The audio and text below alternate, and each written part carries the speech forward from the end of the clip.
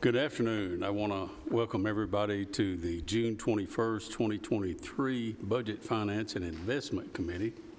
And the first thing on our agenda, I'm going to call on our Vice Chairman, Mr. Paul Johnson, to approve our minutes for May 23rd and June the 8th. Thank you, Mr. Chairman. I reviewed both those minutes and I find them in order and move for approval. Second. I have a motion and a second. Any discussion? All in favor signify by saying aye. Aye. Any opposed? Motion carries. Okay, next item on our agenda is the Hazardous Material Emergency Preparedness Grant. Chris, welcome. Chris Clark, Public Safety Director. Tonight we are requesting to accept a Hazardous Material Emergency Preparedness Grant for fiscal year 22-23. It's a total of $30,747.03. We were asked to contribute 20% of that, which is $6,149.41. The federal government would put the 80% in, and that's $24,597.62. Okay, you've heard the request, and some of us have seen this. Any discussion or questions from the committee? Motion to approve. I have a motion to approve Second. and a second. Discussion. Chairman. Oh, Yes. Go ahead, I'm sorry. Just a quick question. This is the prior budget year, this current budget year, or is this, how does this, I just want to sort out which. I'm about to answer. That's Okay. what I was going to chime in and say. Thank you. This has been included. If y'all remember last time we met, I said I was going to adjust the budget for some opioid things that came out of the opioid committee and for a grant. This is that grant that's adjusted. So it is in the 23-24 year budget that you will potentially be, or that you will be voting on tonight as far as the Appropriations Resolution and the Tax Levy Resolution. And what this grant does is provides hazardous material training equipment, a simulator, and then training suits for our fire department or any other department that wishes to use it. Thank you. Okay, we have a motion and a second. Any further discussion? Call roll. Commissioner Irvin, Yes. Mr. Johnson, Yes. Mr. Piercy, Yes. Mr. Srinio, Yes. Commissioner Gooch, Yes. Mr. Harris, Last. Yes. Mr. P. Yes. Motion carries. Thank you, Chris. Item number 3, resolution to transfer funds from Fund 141 to Fund 142. Please come on up. You actually got about 3 more behind this one, right? Mr. Chairman, can I ask a question, please? Yeah, you're recognized. It's to you, not to him. I've got some of my constituents have called me, and they would like me to tell them when school board comes up, Fund 141, 177, 142, and what 142 is and 141 are. Sure. Is that okay, Mr. Chairman? Oh, that's fine. I think Brian can do that for us. Sure. And by the way, state your name and your position. Afternoon, Commissioners, Mayor, Chairman. I'm Brian Runyon. I'm the Assistant Superintendent of Budget Finance at Rutherford County Schools. I've got 4 different items here for approval. But before I do that, I will explain real quick what Fund 141 is. Our general purpose fund, and Fund 142 is our federal projects fund.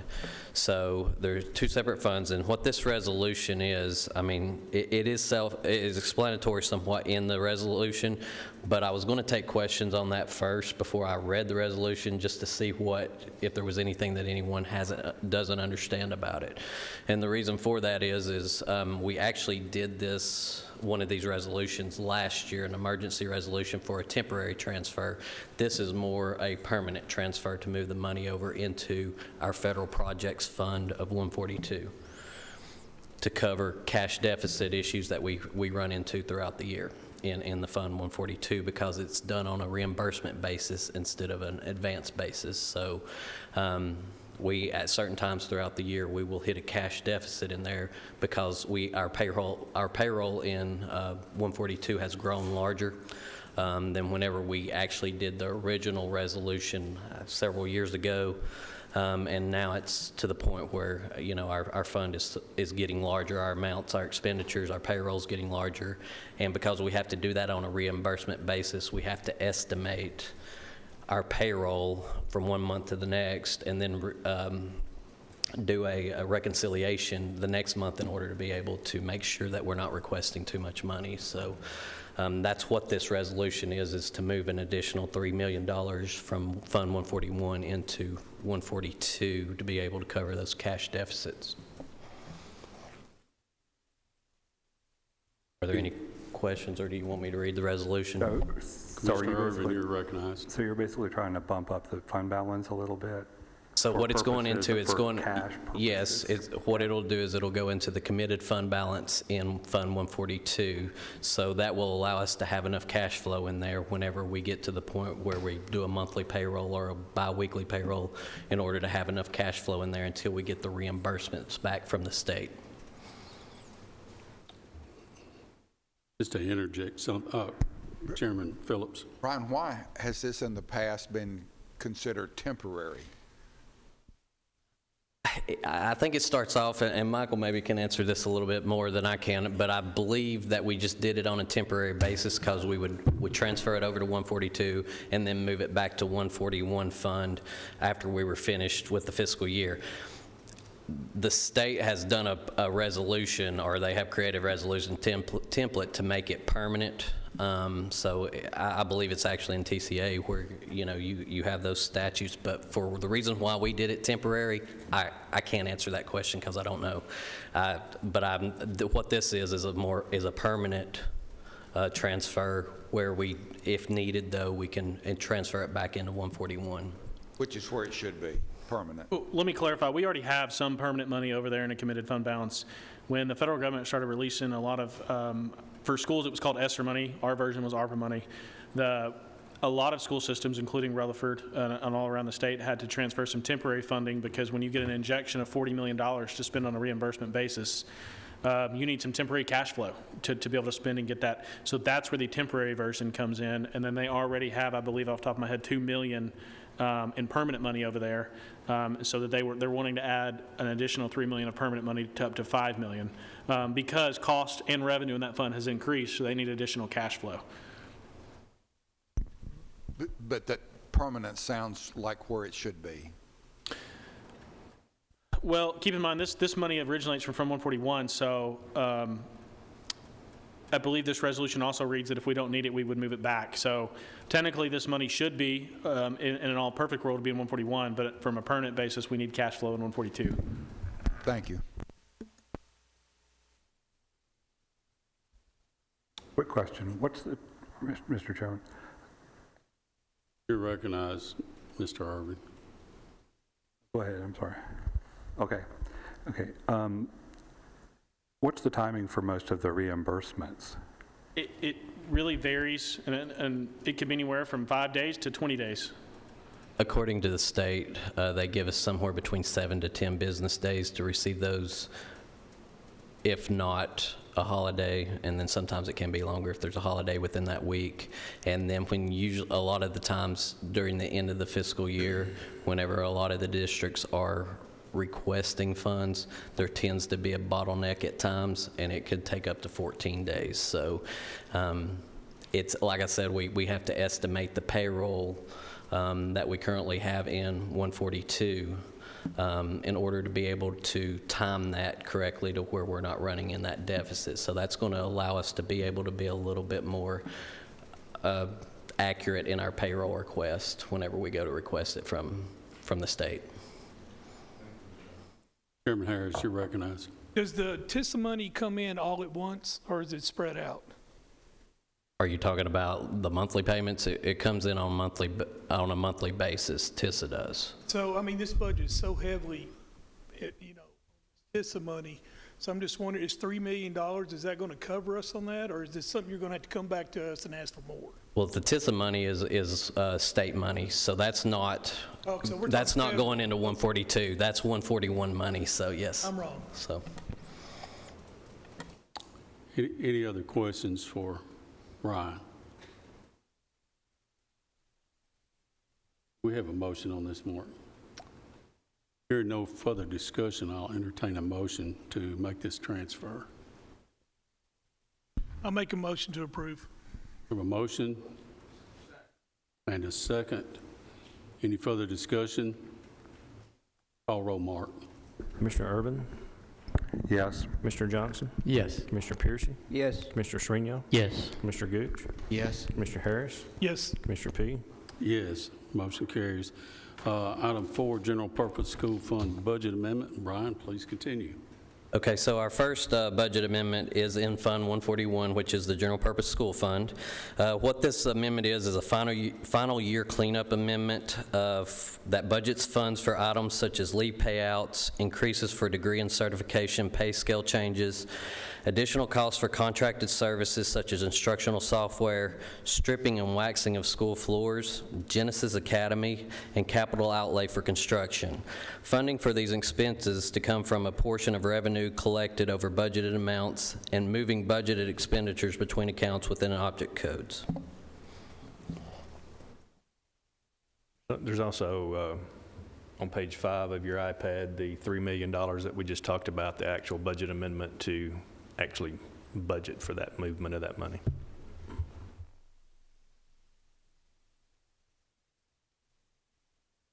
Any questions for Brian on the request? Mr. Chairman, Recognize. thank you. I have function, it's the revenue on the revenue side, 49,800 transfers in, 1.3 million. Yes, what that is that covers a couple different things. So in Fund 142, the federal projects, they allow us to collect indirect cost in those projects throughout the year, and that's for admin costs that we obtain in 141. So they allow us to transfer that out of 142 into 141. So that's unbudgeted, or that was unbudgeted until now. So that's throwing $1.3 million of that admin cost in from 142 and bringing it in 141. So that's what 1.3 million of that is. And then also we have disproportionality transfers where we have to pay for our behavior specialist and EAs out of 141 because it's a requirement of the state for us to do that. And that is the transfer from 142 into 141 for those behavior EA salaries. Okay, thank you. And in 72,610, 399, Object 399, it's $400,000 other contracted services increase. 400,000. Okay, so what that is just our contracted services for our maintenance of plant. So that's additional. Right now, we're currently doing renovations to our central office, so that's paying for those contracted services for that, moving it from other account numbers that are in 141 into that contracted service to be able to pay for those maintenance and renovations for schools and the central office. Okay, so that's central office. Yeah, the majority of it's for central office.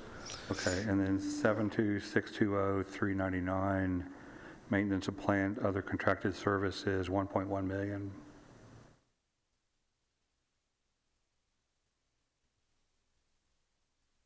That also has to do with the central office as well as contracted services. Some of our, I guess I'm trying to get all of those items that we did out of there.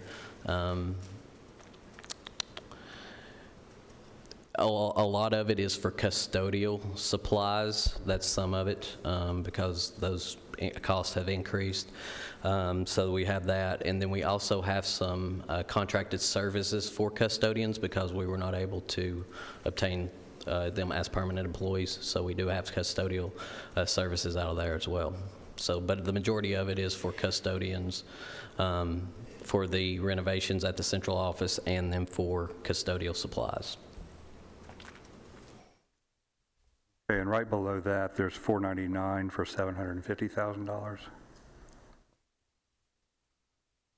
So those are for supplies and materials for maintenance and operations. So that could be anything from tools that they need to be able to do operations or fix an air conditioner, fix any type of maintenance of plant item, to certain parts for equipment that we may have, certain items like that, because we have done a lot of additional work this year, out at the schools, so that those other supplies and materials are what that includes. It's just, as it says, other supplies and materials for like your operations of plant and maintenance of plants. So, but mainly, a lot of it is your tools that you use to complete those operations. Okay, and last item I have a question about is under 76-100, object 799, 510,000 increase for other, well, it says regular capital outlay hyphen other capital outlay. Okay, so some of that is where we budgeted just some of the additional revenue that we collected. That's where we put it. Some of it is for the Laverne project that we're doing. Also, some of it pays for, some of the renovations at the central office as well. So we're paying for that out of 3 different account numbers, depending on what it is.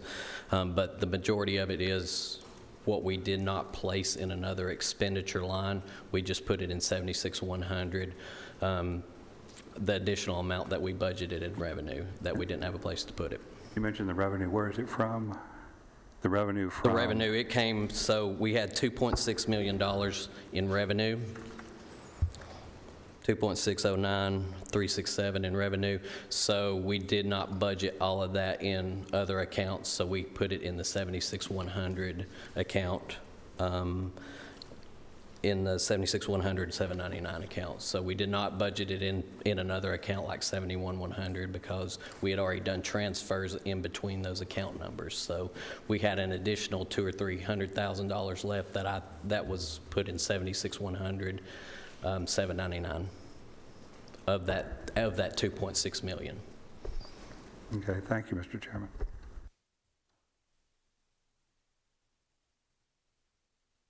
Any other questions from the committee?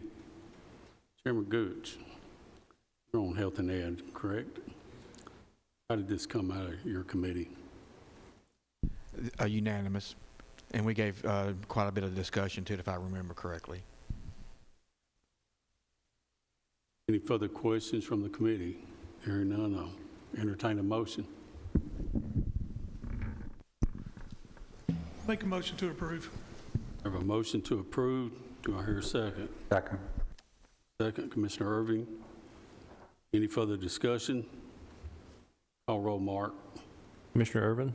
Yes. Commissioner Johnson? Yes. Commissioner Piercy? Yes. Commissioner Shrinion? Yes. Commissioner Gooch? Yes. Commissioner Harris?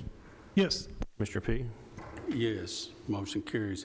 One thing I do want to mention, especially with Chairman Harris's question earlier,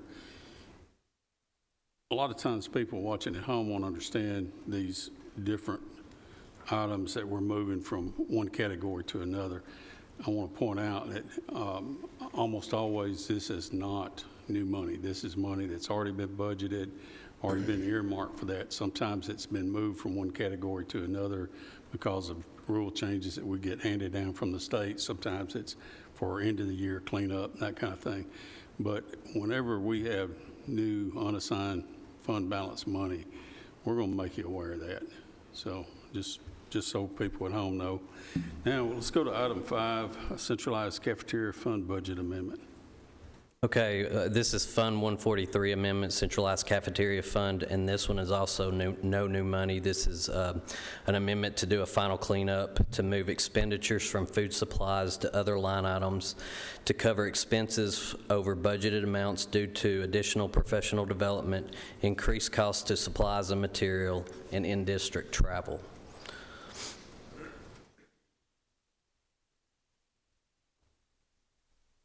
Any questions from the committee? Not, we're looking for a motion, please.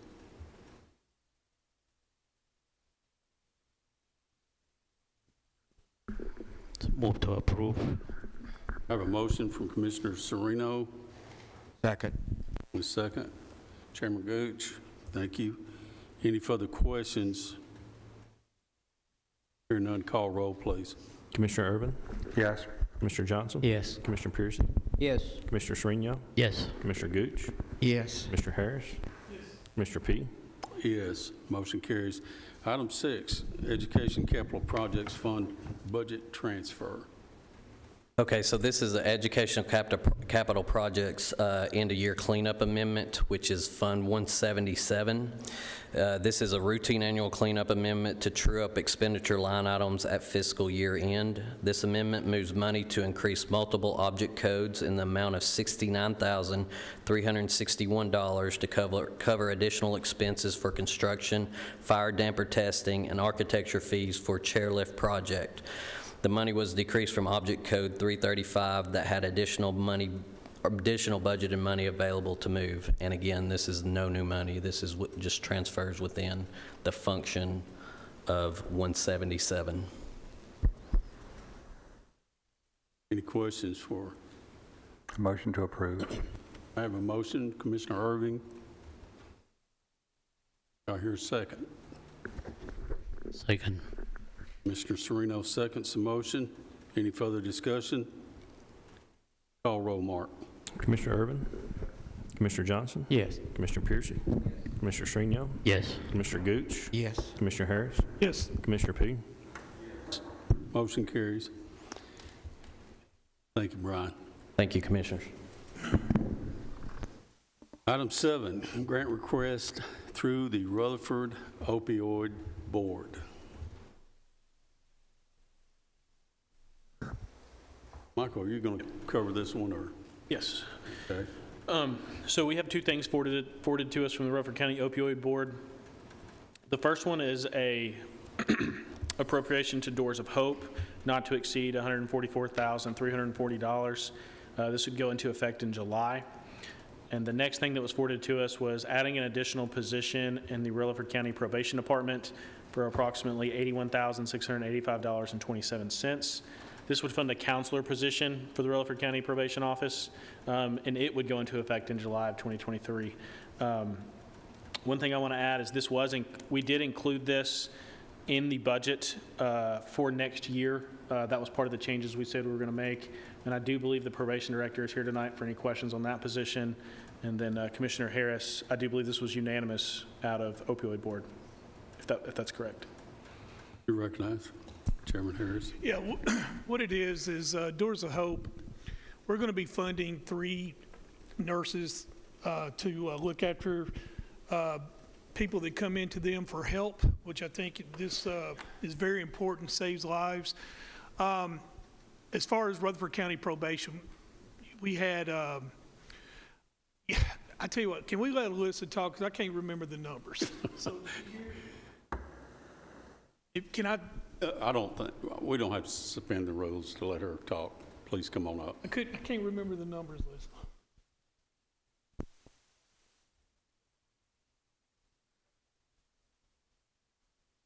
Good evening. Remember to state your name and position. Alyssa Phillips, I'm the Director of Probation and Recovery Services for Rutherford County. As far as the numbers, I know Commissioner Harris was going to go over. I had given a presentation to the Rutherford Opioid Board in regards to our need for this probation services counselor that we've never had at our department.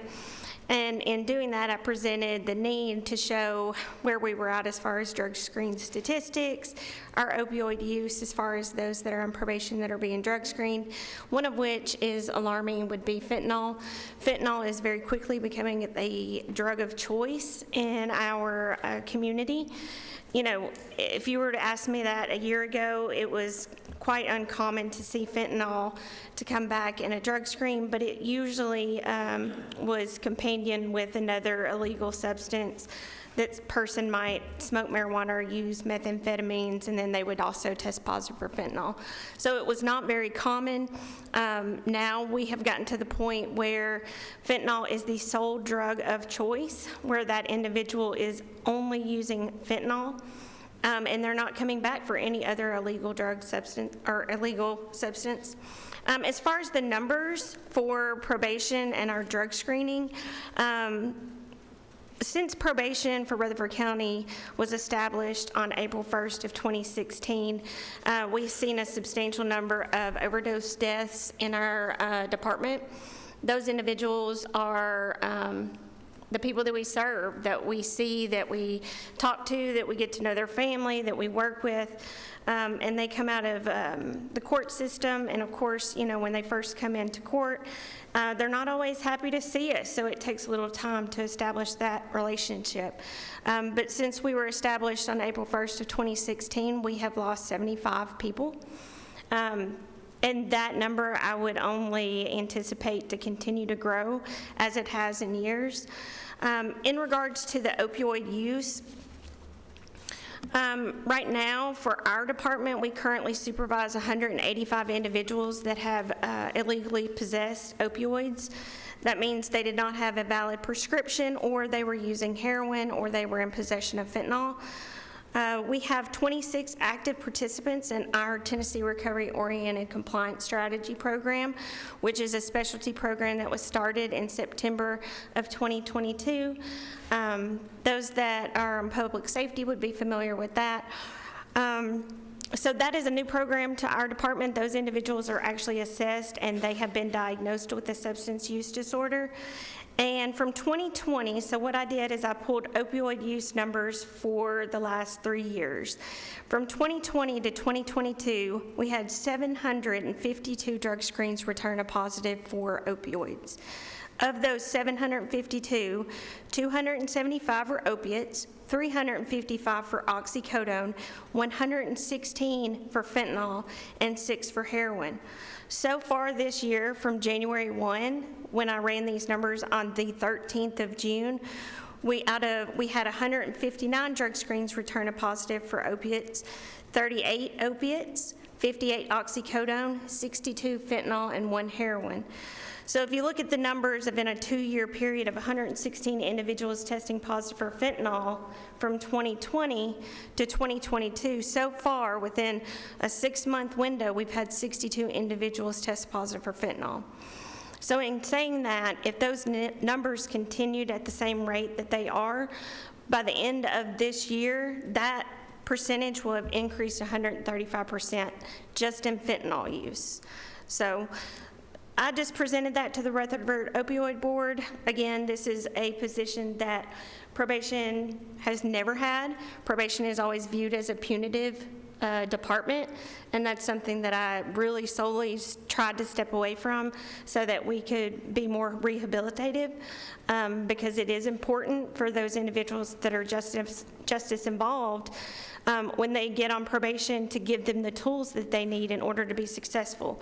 And it's impossible, and I say that without the proper treatment and recovery of those individuals, to be successful on probation and, quite frankly, survive their probation term without help. So those are just some numbers that I shared with the board and I brought tonight just to share with you guys. I'll be happy to answer any questions. I want to make a quick statement or two. I'm on the board, Chairman Harris, Chairman Reed back there, Lisa also comes to our board, and of course this lady. But What I want to point out is she did not ask for this person in our budget, and the reason she didn't is she was requested to give needs only. Now, after seeing the number of people that they're handling, I felt like it's more of a need to me than a want, and that's one reason I voted to do this. This money is not coming out of our general fund. This money is coming from the grants that we're receiving because of the opioid settlement. What we're here to do is, this has already passed the opioid, the Rutherford Opioid Board. So what we're asking to do is actually make the monetary transfer from the grant funds that Michael has got set up to pay for these two items, which will start at the start of our budget year on July 1st.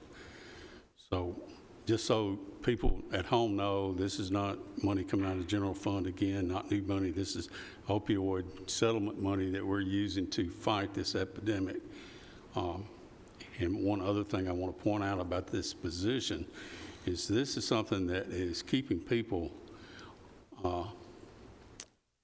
alive, first of all, but it's also reducing our jail population and doing something besides just locking somebody up, letting them out, and getting thrown back in the slammer. They're basically given treatment, and the recidivism rate by going through these programs is reduced. So not only is it saving lives, it's saving us money. This is not coming directly out of the taxpayer's dollar, this particular money, because that's coming from that opioid settlement. But anyway, that's my take on it. But any other questions from the committee? Okay. Thank you. Thank you. Do we have any motion on this? We do not. I'll entertain a motion if there's no further discussion. Commissioner Piercy makes a motion to accept. Second. And a second, I believe that was Chairman Gooch. Commissioner Johnson, I'm sorry. The speaker up here is throwing my direction off a little bit. I'll get used to it. So, any further discussion on the opioid board request? Hearing none, call roll, please. Commissioner Irvin? Yes. Commissioner Johnson? Yes. Commissioner Piercy? Yes. Commissioner Srinion? Yes. Commissioner Gooch? Yes. Commissioner Harris? Yes. Commissioner P? Yes, motion carries. Item 8, which is what most people are here for tonight, although I will mention we do have some things under other business. Item 8 is the 2022-23 budget amendments as necessary. And Michael, you're going to cover this for you, and this will be basically our end of the year cleanup, something we mentioned earlier, but please go ahead. So I'm going to break these down by fund. So we'll just start with the general fund. And there's going to be 3 in here, so I'll just go through them as the same order that's on your iPad. So the first one is every year we estimate, we budget insurance on what everybody has at the beginning of the year, but as people have qualifying events and change insurance coverages, that puts us over budget in a few line items. However, we keep a pool of insurance money in the budget every year, and so that's what this first amendment is pulling a little over $18,000 and dispersing it out to the correct department for insurance cost, for medical insurance. Michael, let me ask you something. You said you've got 3 other amendments. Does the committee want to look at these as a whole, or do we need to split them up? We had them together, but we'll do whatever the committee's will is. I would suggest keeping them together, but if anybody wants to split them up, we're welcome to do that. Just may I ask a question? Yes. There's 5 on this: 101, 116, 118, 131. So I'm covering the general fund first. Those will have to be split by fund. Okay. But the general fund is going to have 3, and you'll have to swipe to the left to get to those 3. Thank you. So that's the first one for the medical insurance costs. And again, we're taking from our pooled insurance that we already budgeted and dividing that out to the applicable departments for that one. But that's just due to people changing insurance coverages throughout the year. We do our best estimate at the beginning of the year. The next one is related to our emergency rental assistance program. And so this is a cleanup amendment for that grant program that trues us up with the reports that have been submitted for the ERA 1 program.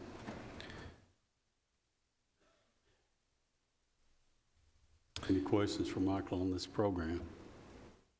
Of course, if you remember, we have ERA 1 and ERA 2. The total amount received for ERA 1 was a little over $22 million. We have closed the program, but we're still receiving money back. We're still going through and auditing the records and things like that. And so this cleans up that portion for ERA 1 for this fiscal year.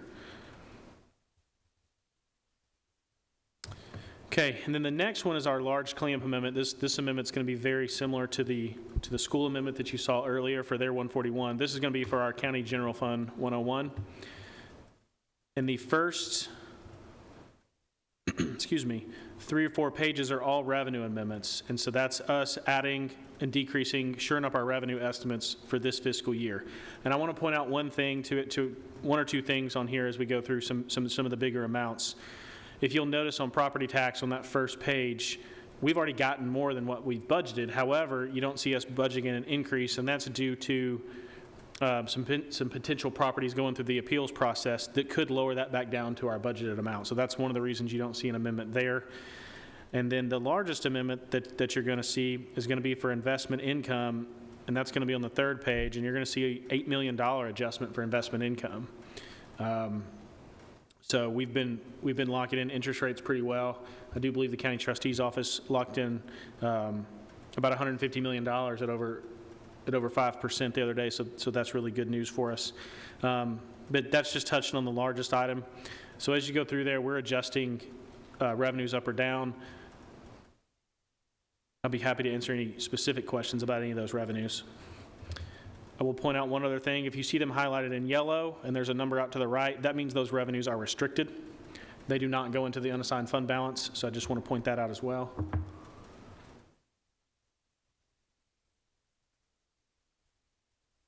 Again, these are not increases to our budget. They're basically cleanup items. These are increasing the revenue, so they're increases to the good. Now, the ending part of this amendment actually is our cleanup amendment for the expenditures that Chairman P is talking about. And one thing I want to state before I get into discussing these expenditures is none of these expenditures are new positions. There's no raises as part of these expenditures. There's nothing like that. We're going through and cleaning up things. You're going to see longevity adjustments for $200 or $100. You're going to see adjustments in there for overtime.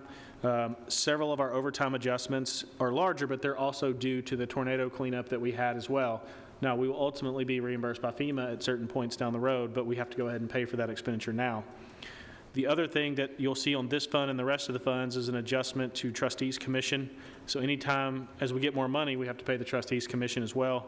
So that amount increased. The other large amount for expenditures that did increase, $200,000 is utilities, but that's utilities countywide. So as TVA raised rates this year and things like that, it's easier for us to take those at the end of the year as part of this cleanup amendment instead of guess every month.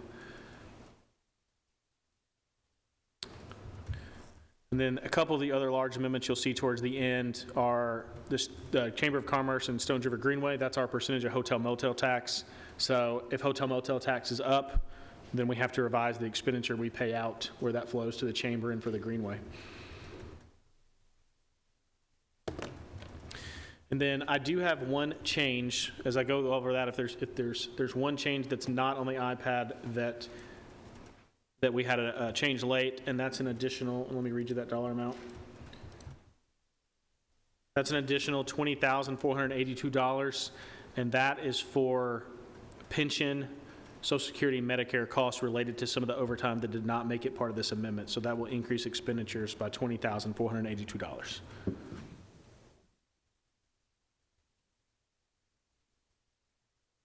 Any questions from the committee? West.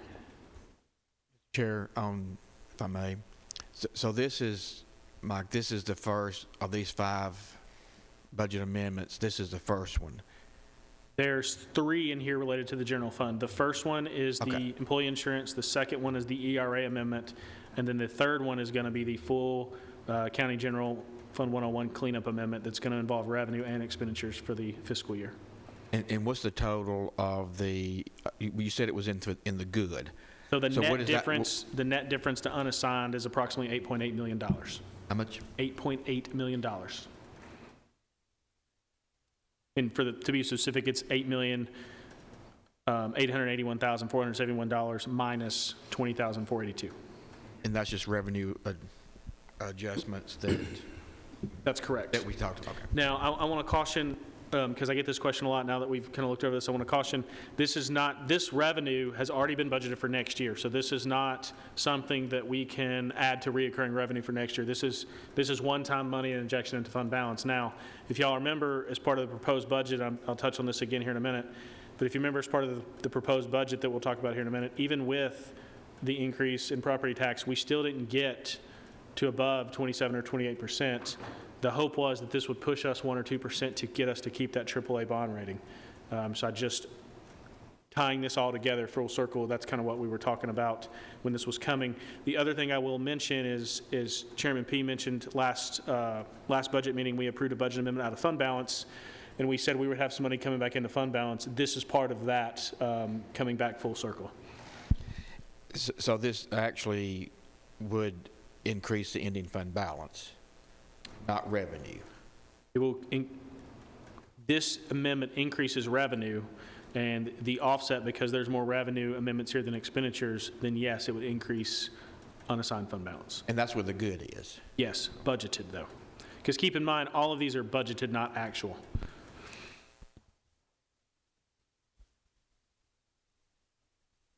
Any further questions for our May I ask finance a director? question? May I ask a question? And so that takes the percentage to roughly fund balance percentage. Give me 1 second. Are you talking about for currently today, or? It would, today, I believe we were at 26, give or take a 0.5%, so it would raise it 1% or 2%. I did it for the next year's budget. I didn't do it for the current as we stand today. Thank you. That's fine. Any further questions for Michael?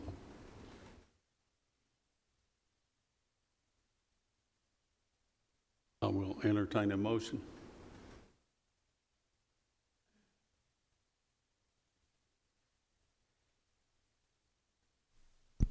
Motion to approve. Second. Vice Chairman.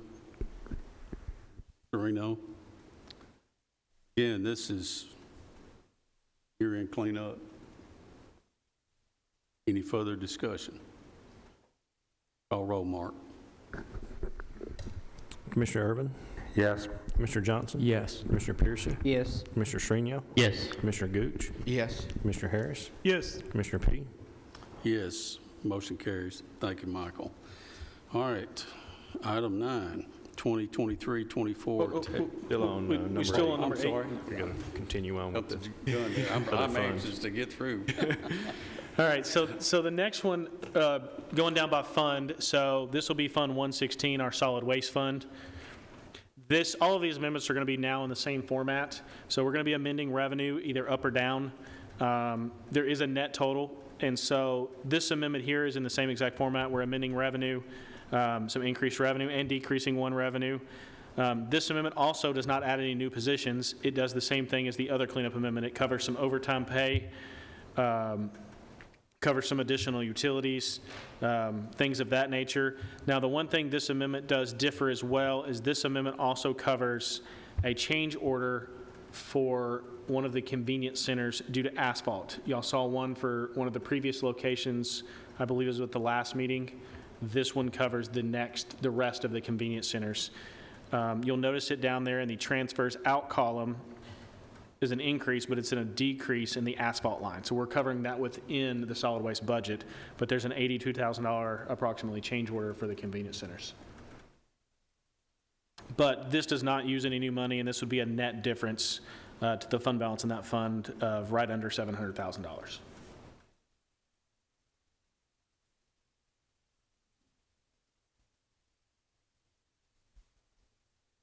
May I ask a question? So this is truing up the local option sales tax, basically.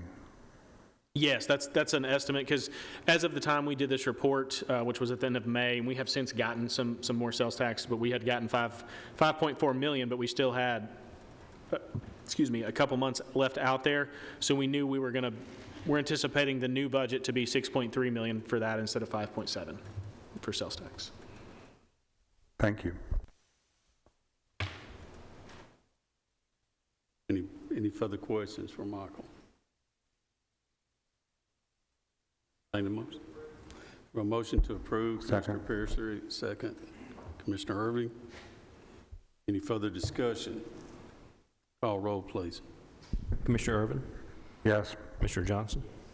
Commissioner Piercy? Yes. Commissioner Srinio? Yes. Commissioner Gooch? Yes. Commissioner Harris? Yes. Commissioner P? Yes, motion carries. Michael, anything else? Yep. So the next fund, going down the list of funds, the next fund is Fund 118, our ambulance service fund. So again, same format. We're adjusting revenues. Again, we tried to be conservative on property tax due to several properties under appeal. But at the same time, we've adjusted revenues up or down. The one thing I want to point out on this fund is you'll notice a rather large amendment for a little over $1.5 million. It's moving from the paraprofessionals line item to the overtime line item. And we've been monitoring this. We budget a portion of that overtime salary in the paraprofessionals line item, knowing we're going to have to move it every year due to the way their shift schedules work.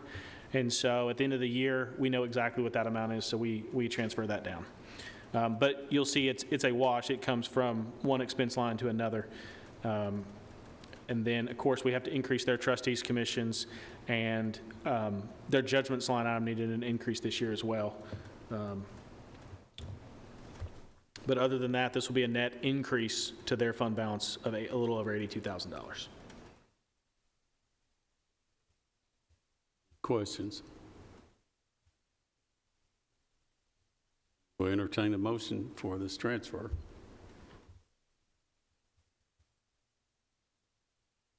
So moved.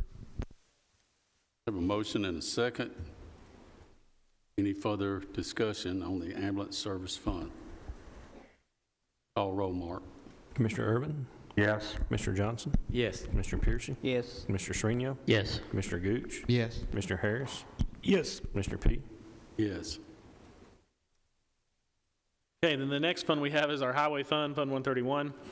Now, this one, the only expense we're adjusting is our trustees' commission, and then we are adjusting revenues. Same tune as the other funds. We were conservative, if you noticed. We've already made our budget for property tax. Again, we're being conservative based on those properties under appeal. And we are adjusting, sales tax, wheel tax up to coincide with budget. And again, the only expense we're addressing here is the trustees' commission that accounts for those additional revenues.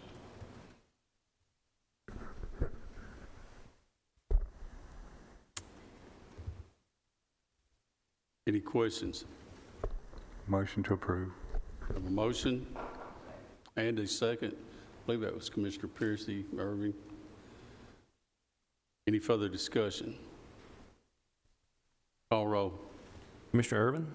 Yes. Commissioner Johnson? Yes. Commissioner Piercy? Yes. Commissioner Srinio? Yes. Commissioner Gooch? Yes. Commissioner Harris? Yes. Commissioner P? Yes, motion carries. Okay, and then the last one we have is going to be our Fund 151, our debt service fund. And again, we're only adjusting revenues here, and then the only expense we're adjusting is our trustees' commission. This is due to just increased revenue coming into our debt service fund. The biggest increase in here is going to be our investment income that goes into this fund, so we're adjusting that up by $2 million. So this will be a net increase of right under $4 million for our debt service fund. And if y'all remember, coming full circle again with this one, we did start with a budgeted deficit under the mayor's proposal with $1.8 million in our debt service fund. And that fund balance was below where we wanted it and needed it to be. And so the goal was we thought we would have some additional revenue coming into this fund. And so the hopes are that this will boost this fund balance a couple percent as well, so that we can try to get where we need to be there.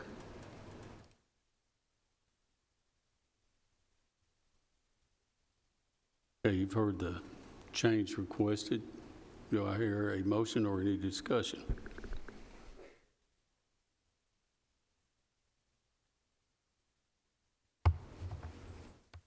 Move to approve, Mr. Chair. Second. A motion and a second. Mark, you've got those? Okay. Any further discussion? Call roll. Commissioner Urban? Yes. Commissioner Johnson? Yes. Commissioner Piercy? Yes. Commissioner Sereno? Yes. Commissioner Gooch? Yes. Commissioner Harris? Yes. Commissioner P? Yes. Motion carries. That's all I got for item 8. Now, we're on to number 9. Item 9, the 2023-24 Tax Levy Resolution. Michael, do you want to make any kind of comment on this before we? I can. So as we talked about at the last meeting, we did prepare this per the publication, per the direction of this committee. I want to point out one thing. You will see on the first page there the tax rate as it was in the publication. The other thing I will point out, as you look down through there, each section talks about how certain percentages are divided. For example, Section 3 talks about how the situs portion of sales tax revenue is divided. Section 4 talks about how the wheel tax is divided. Section 5 talks about how the school facilities tax is divided, and so on. Section 6, I get this question a lot of times, is where does our interest go from the trustee's office? That's how it's divided in there. All of these percentages are the same as prior year. We have not changed anything. The only thing that has changed from prior year would be the tax rate itself, and of course the dates in here. Okay. What we'll need to do is to set a tax levy rate, and I will open the floor to discussion or a motion, since we've really talked about this quite a bit. Chairman Gooch. Thank you, Mr. Chair. Michael, in our packet, or you may have it, what debt do we anticipate occurring in 23-24? Along with schools, other than the schools, I guess. Oh, you talking about new debt? Correct. Give me 1 second.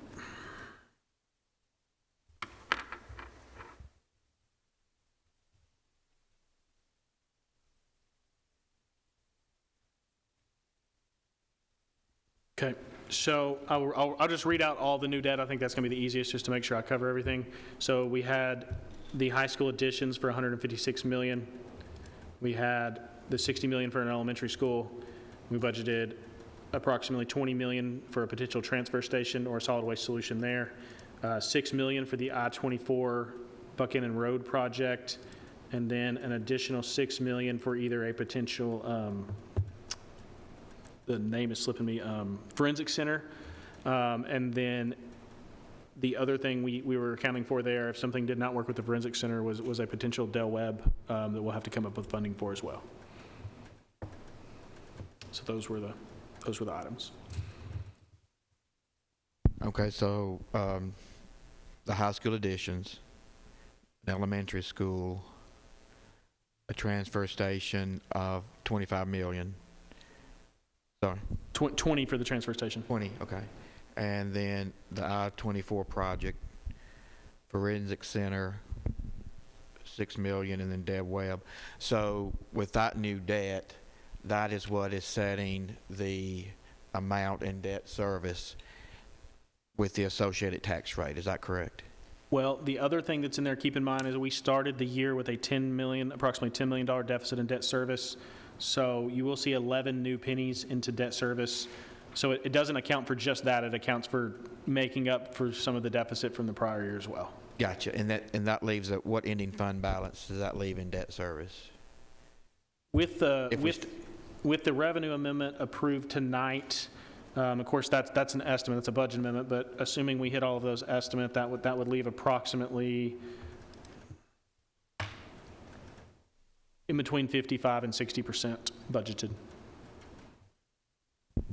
Thank you.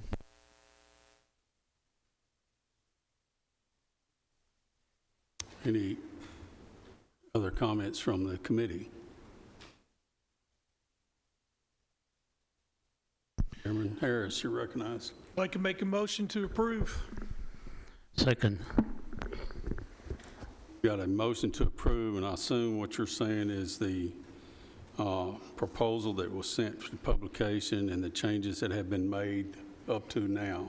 We have made no changes to the tax rate in this proposal since publication. The only changes we made will be on the next, on item 10 under the Appropriations Resolution. I just want to make sure his motion is in order. Correct. And it is in the second. Discussion. Question. The new hires for the fire departments, how many positions is in this coming budget? 15. Are they for 6 months or 12? They are budgeted for 12.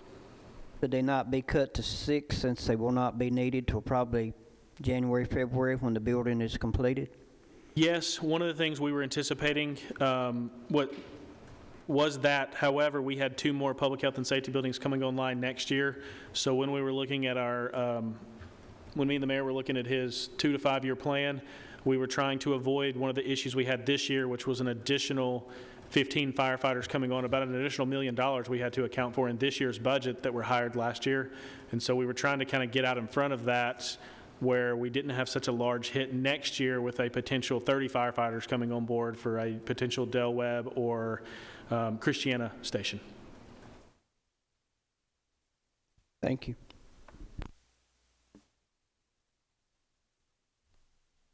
Chairman Goots. Okay, Mr. Chair, Commissioners,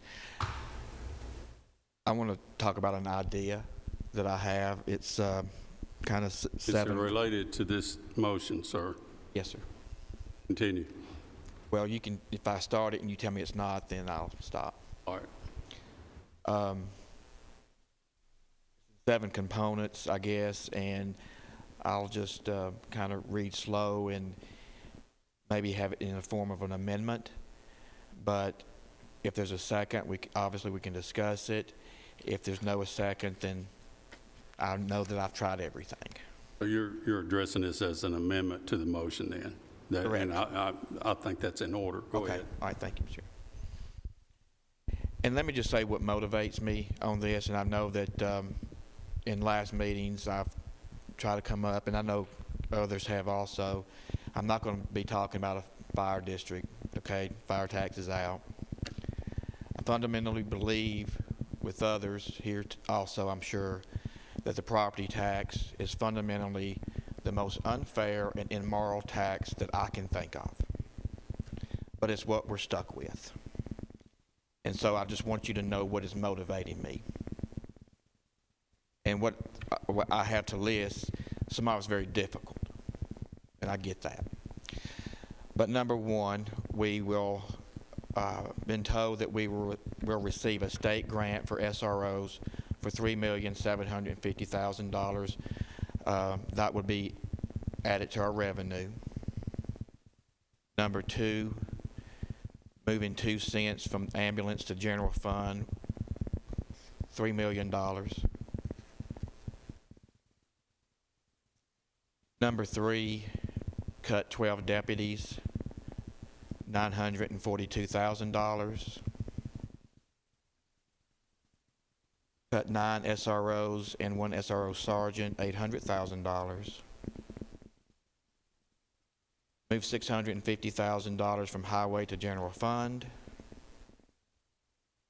Cut out account 718 in the sheriff's budget, ambulance budget, fire and solid waste, and those amounts in 718 will come from borrowed funds. So they will be funded, but it will be through borrowed funds. 7% property tax increase, 7 cent property tax increase to the general fund, and that is my amendment.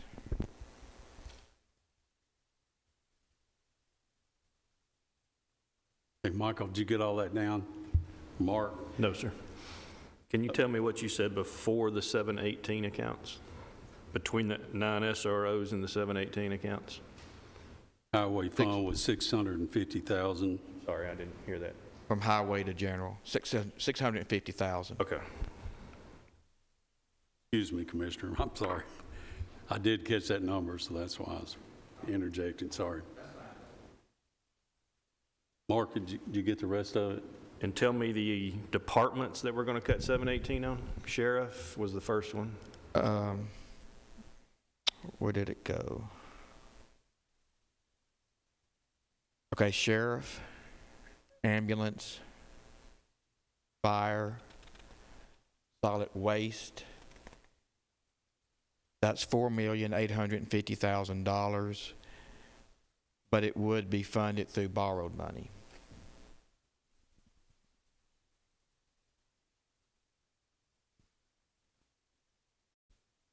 And the last component was a 7-cent property tax increase to the general fund.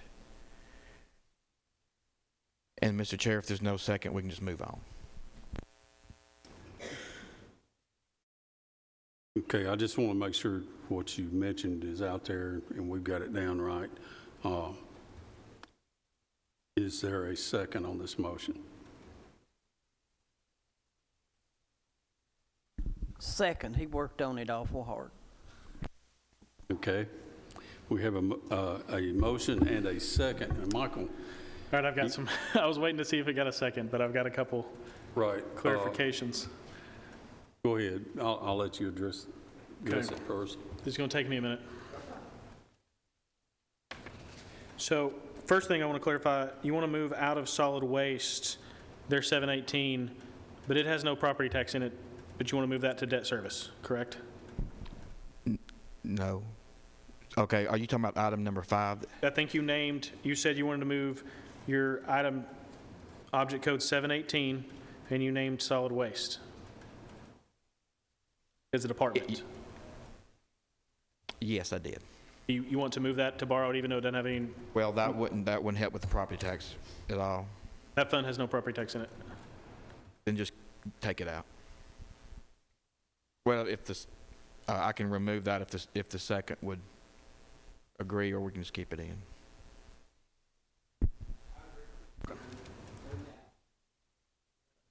Okay, the motion's been, the amendment motion has been amended, and the second has agreed to that, to remove the 718 clause From solid waste. from solid waste, okay. So what does that leave that amount? That's what I'm working on now. Well, solid waste would, I think it was just 500,000.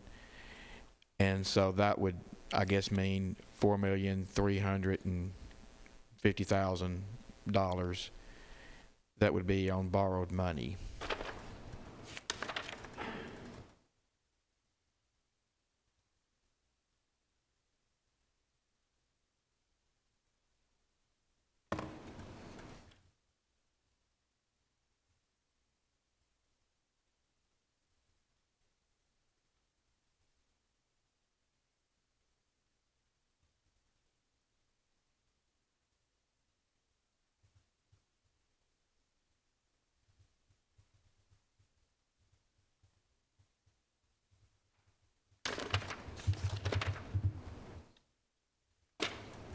Michael, while you're figuring, I want to know what our fund balance would be with this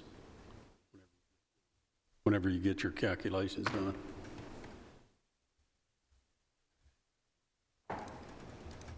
Matter of fact, while he's pushing numbers there, we're going to take a short break, 5 minutes, but let's make it quick. Commissioner Gooch, I want you to know you have your own spreadsheet named on my Excel sheet here. Alrighty, so I've got all that, I think, calculated as close as we could. It ended up being $643,332 from highway, getting as close as I could with moving pennies. So that would remove 0.0043 pennies from them. So that would leave them with 0.0029 pennies. And I'll recap, I'll just give the totals, fund balances, and the deficits, if that's, okay, so. Someone else has a question with it. Go ahead. I'll start with the general fund. With all of those changes, it would still put us at a $12.5 million deficit in the general fund. That would bring your fund balance in the general fund to give or take 1%, or right around 25%. Now keep in mind that's also budgeted because we haven't ended the year. but that gets us pretty close to 25%. Now, that does take into account the $8 million amendment you approved tonight to increase, so that would be it. There would be no more going up after that. So I'm going ahead and taking into account the budget amendment that was already approved, anticipating that it would be approved at commission. But if that did not get approved at commission, that fund balance would come down from 25. So that's the general fund. Commissioner Gooch removed part of his motion for 116 solid waste. For ambulance service, that would put ambulance service at a deficit of around $2.3 million. They would still be getting 0.0052 penny increase on the property tax because we moved 2 pennies up to the general fund. That would put their fund balance at approximately 39%. And then going down through here, the highway fund that we also amended would put them at a deficit of almost $600,000. Their fund balance would stay right around 100%.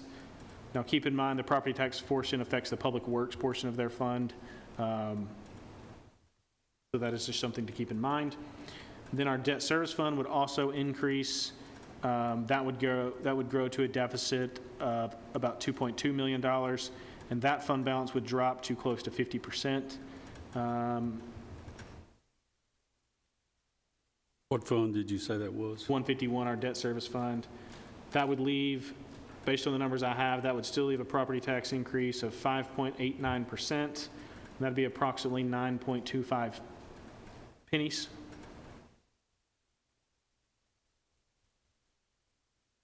And then that would leave our total deficits for the county at almost $23 million. I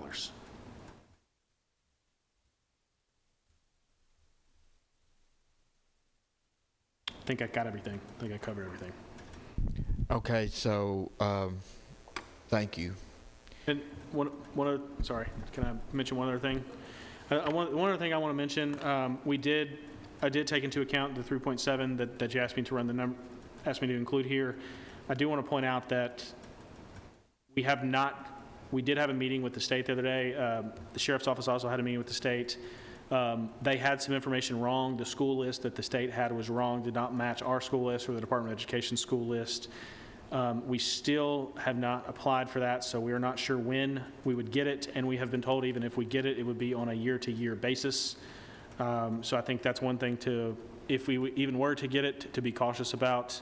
Also kind of looking at Chief Spence back there to see if that's matches his recollection and the sheriff's recollection as well. So I don't feel extremely comfortable booking that entire $3.7 million because we haven't got all the details worked out between us and the state. That would also require us to sign an additional MOU agreement, and it potentially would have some conflicting language with our current MOU agreement. And there's been we met with our attorney, the sheriff's office attorney, to see how we would resolve that, and we have not gotten a final answer on that. So just kind of an update there where we stand with that.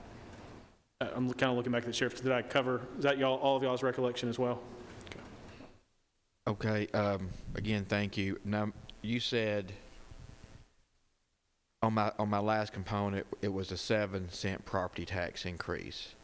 And you're saying 9? No, I'm sorry, a 7-cent property tax increase. So you're saying 9?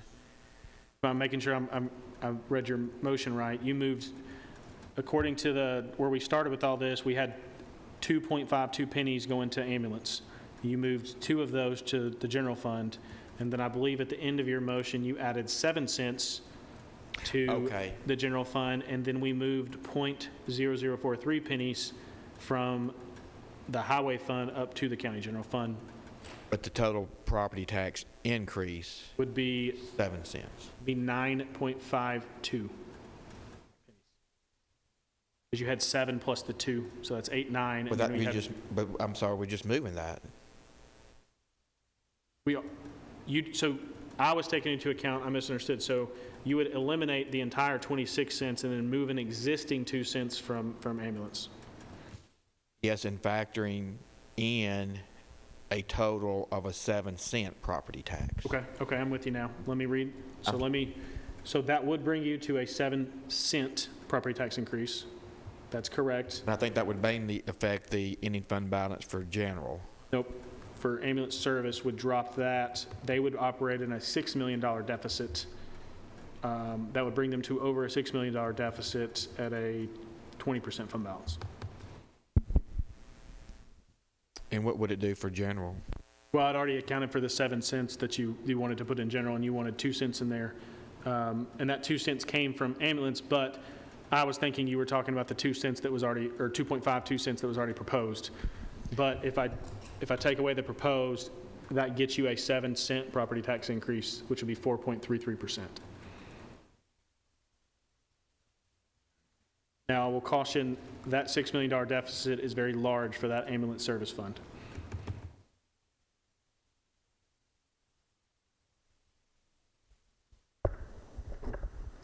Mr. Chairman.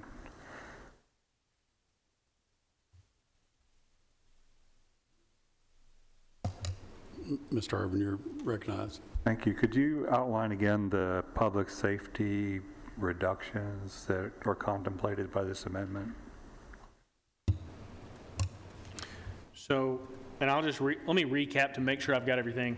So Commissioner Gooch wanted to add the $3.75 million of a potential grant for SROs, wanted to move 2 cents from ambulance service fund, wanted to remove 12 patrol deputies from the proposed budget, remove 9 SROs from the proposed budget, 1 SRO sergeant from the proposed budget, wanted to move approximately $650,000 in money from the highway department, and we did that here in the version of a property tax penny, so we got to $643,000 and some change, and then wanted to also remove the $1,850,000 from the sheriff's office budget for vehicles, $1,750,000 in vehicles for fire, $750,000 in vehicles for ambulance, and shift that for a little over $4.3 million down to our debt service fund and borrow for that. I think that's, is that correct, Commissioner Gooch? Thank you. I'm not able, unfortunately, with respect to support those kinds of reductions, I'm not able to support it. I did have a question. The highway fund, I've heard that there's additional money coming from the state, potentially in the highway side, probably not enough. So, or how does that work? So they do have it, and they have budgeted for that. So they budgeted, I believe, I don't have it, I can look it up here in a second, but I believe it's about $4.4 million in state aid money projects that they've budgeted. That is offset against the revenue. That does not go to operate, pay the employees of the fund. It's strictly for the state aid for paving, roads, bridges, things like that. And that is budgeted in their fund already, but it's offset by revenue, and then it's all in one expense line item for state aid projects. And I believe that's $4.4 million that they have budgeted. Thank you. Mr. Chairman. Commissioner Harris. Michael, three things. Number one, where does this put us on our AAA rating?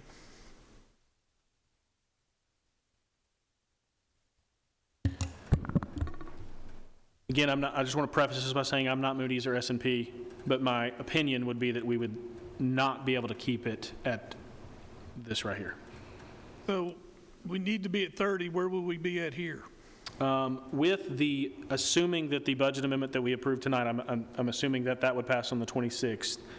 But taking that into account, the revenue amendment that we approved tonight, that would put us within a percent of 25%. I mean, it could be 24, 26. Now, keep in mind, I won't know the actual amount until the third week in July when we close the books. But budgeted, that would put us, my estimate would be right around 25%. Okay. For the general fund. First of all, Trey, I love your creativity. My question is this. If you're taking this much away from our public safety, do you not feel that that hurts this county? Do you not feel that that kind of taking away those positions and that money, do you think that that would hurt this county? Well, I think to preface this, of my points, reduction in the requested amount for the public safety, the sheriff's department, was the hardest thing I've had to do. Okay, so it's not like this proposal does not cut the actual number that we have is cutting the increase. Now, my rationale with the deputies is there's 8 zones.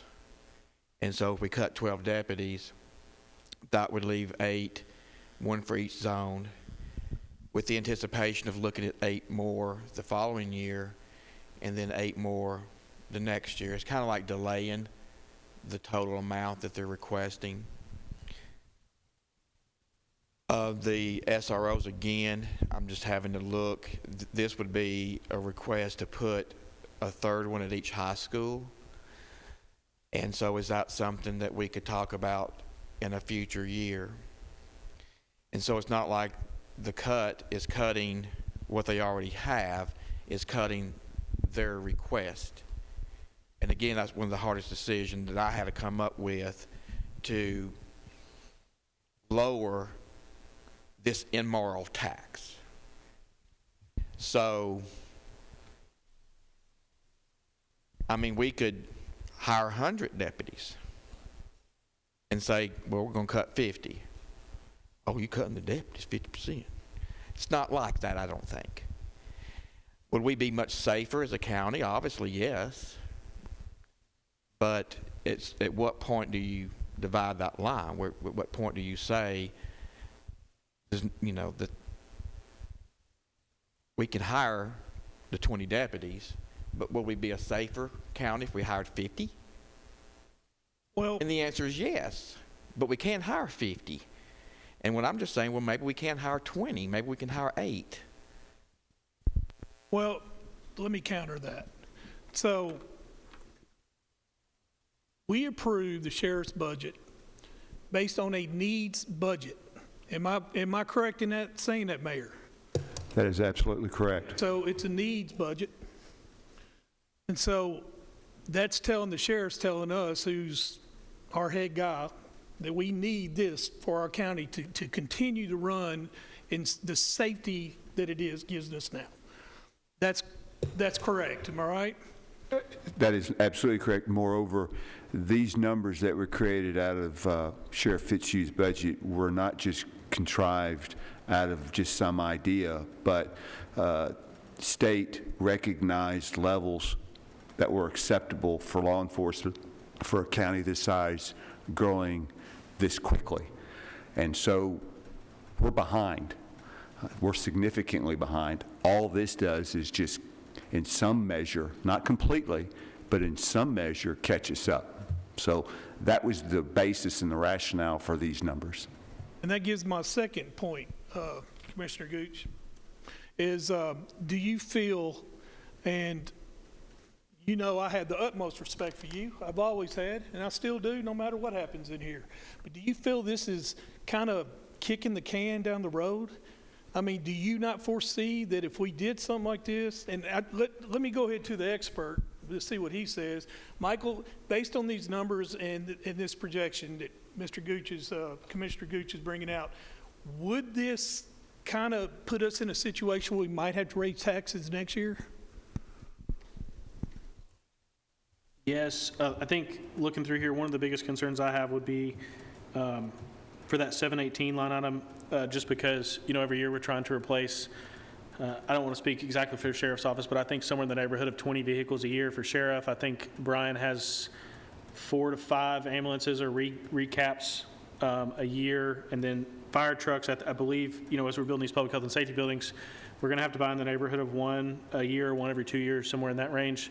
And so I think this would, you could do this for 1 year, but then I think you're immediately bringing back that next year, that another $5 million into reoccurring cost every year. So essentially we'd be borrowing for reoccurring costs. So yes, I think so. I mean, you're touching on a $30 million deficit for the county, which this year I will tell you as of right now, we're running in an actual deficit, not a budgeted deficit in several of our funds. Because our current budgeted deficit's $32 million in the general fund, give or take a few $100,000, and so that's a long answer to say yes. Well, I mean, it's creative. I'll give you that, but I'm looking at it this way: you asked for a 7% property tax increase. That's correct. All right. So we're probably looking at next year having to do it at 7% again. Because we're growing, we're not decreasing, we're increasing. And then the next year, 7% of that. So we're looking really, are we not doing what we're doing tonight and voting on tonight? Isn't that kind of a wash? Because you're going to say, we're going to see, if, based on your numbers and based on your projections, we're going to probably average somewhere around 7% tax increase each year based on your model. So that's 28% after the next 4 years.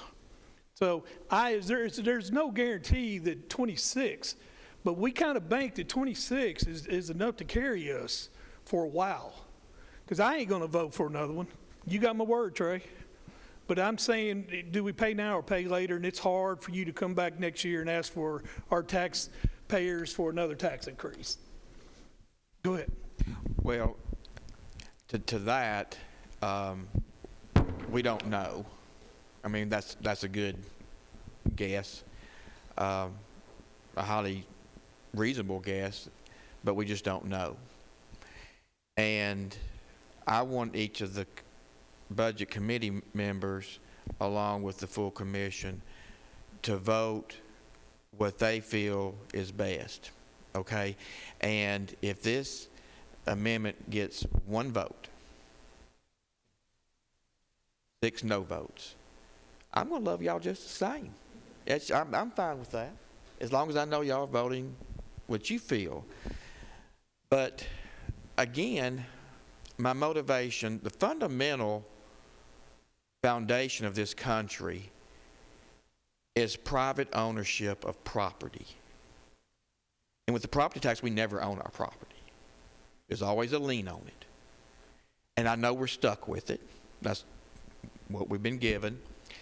And so it's just my motivation to not have any tax increase, but if we have to have one, as little as possible.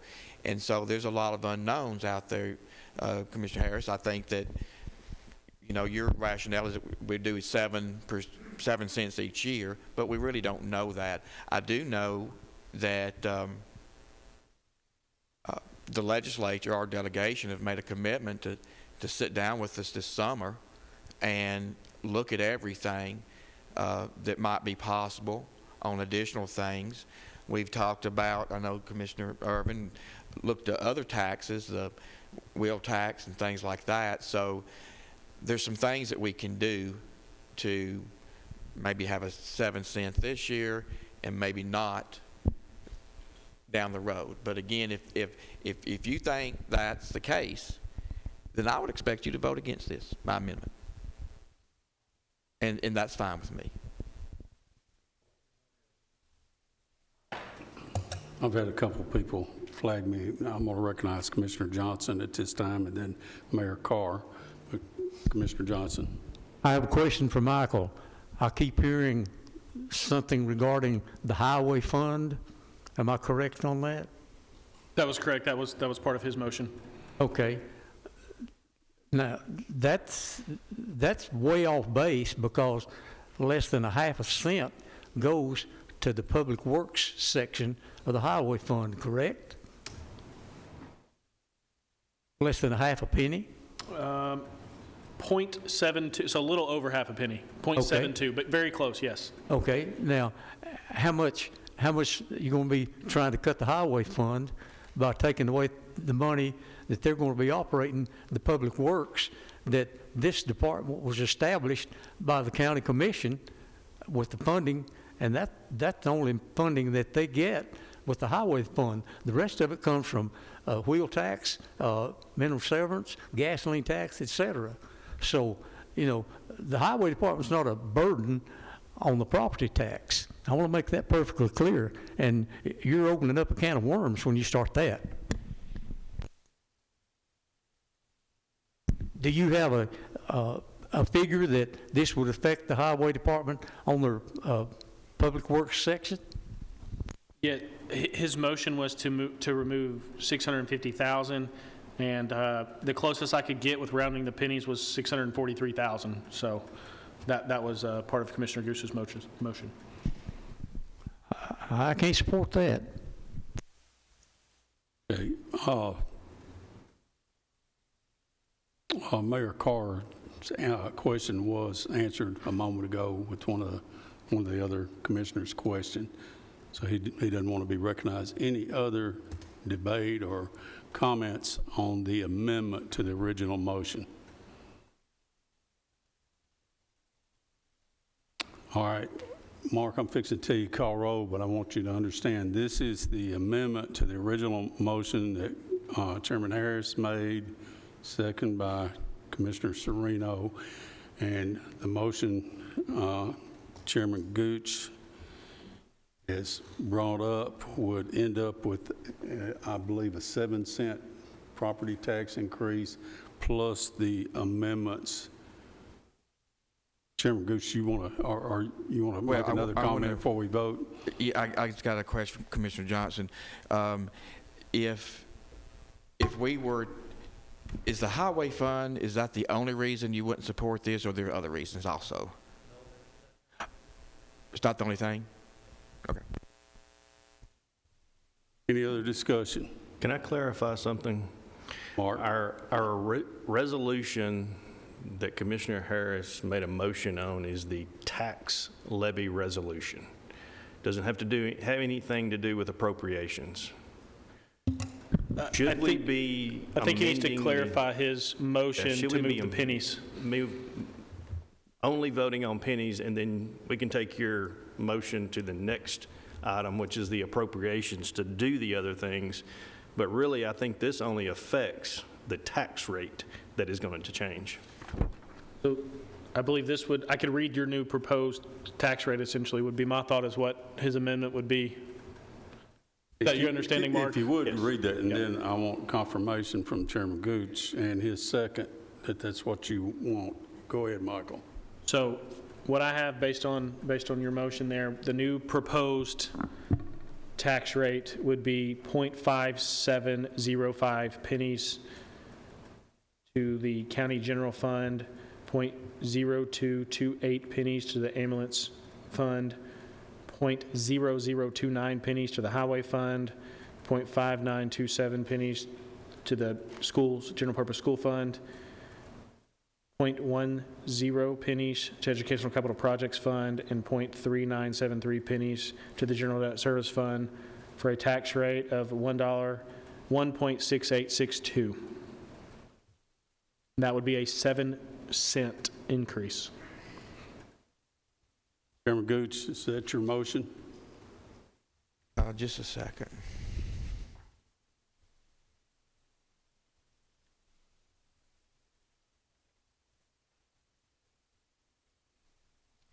So currently,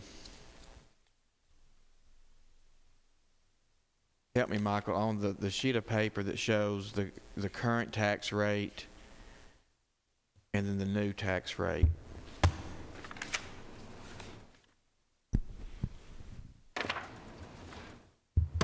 I think I found it. Okay. So the current tax rate is $1.61. 1.6162 is the current rate. And so we would add 7 cents to that, which would be 1.6862. That's correct, Mr. Chairman. Yeah. Is that okay with the second? Okay. Commissioner Johnson, okay. Any other discussion? Mr. Chair, Again, Commissioner Sereno. we can vote on the committee. This is only the amendment. And if the amendment fails, then we'll go back to the original motion. If the amendment passes, then we will vote on the original motion as amended. So this is for the amendment only. Is everyone clear on that? Mark, call roll. Commissioner Irvin? No. Commissioner Johnson? No. Commissioner Piercy? No. Commissioner Sereno? No. Commissioner Gooch? Yes. Commissioner Harris? No. Commissioner P? No.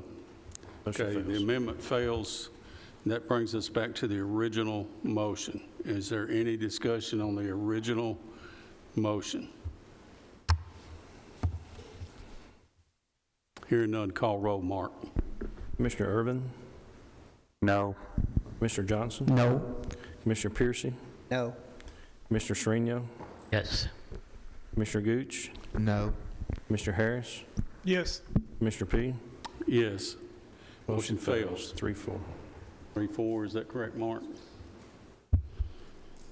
Okay. Some of you no votes. Let's hear your solution to this.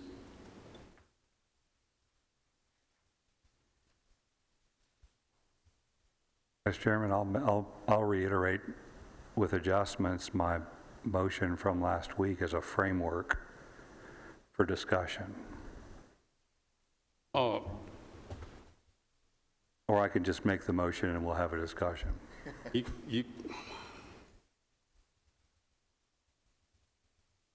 can make a motion as far as we're talking about the Tax Levy Resolution.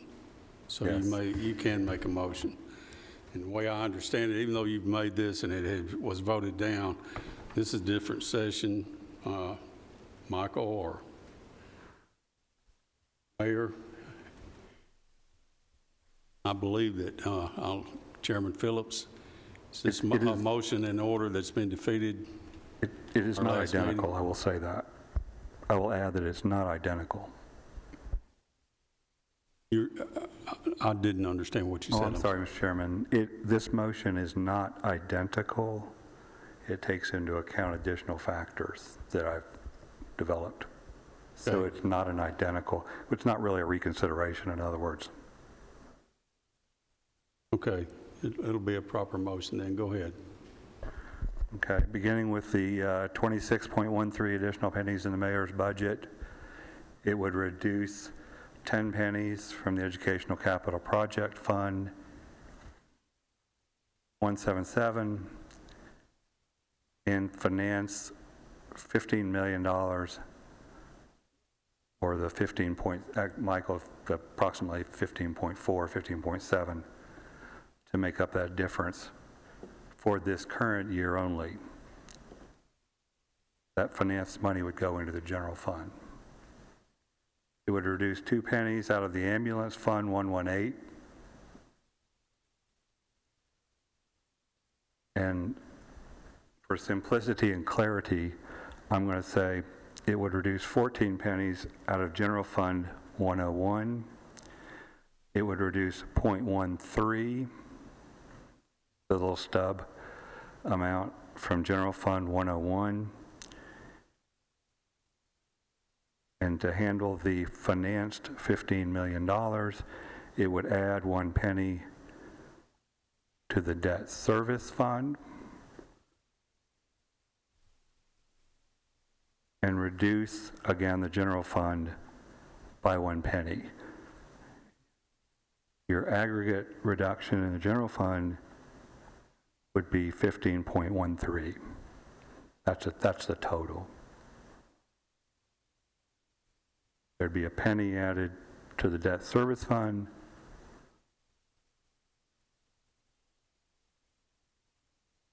And I believe at that point you are at no tax increase. Now, Michael, you can check my numbers and adjust as appropriate. Do we want to wait and see if it gets a second, and then I'll go back through? You've heard Commissioner Irving's proposal or motion. Do I hear a second? You need a second? If this is going to go forward, I do. Yes. Okay, Commissioner Johnson seconds it. Discussion. Michael? All right, I'm going to start with the general fund. We started with the 26.13%, or 26.13 pennies. And you want to reduce the general fund I had by 0.1513. You said, I believe you said that was your net decrease to the general fund. Is that correct? Yes, sir, that's correct. 1513. Then you wanted to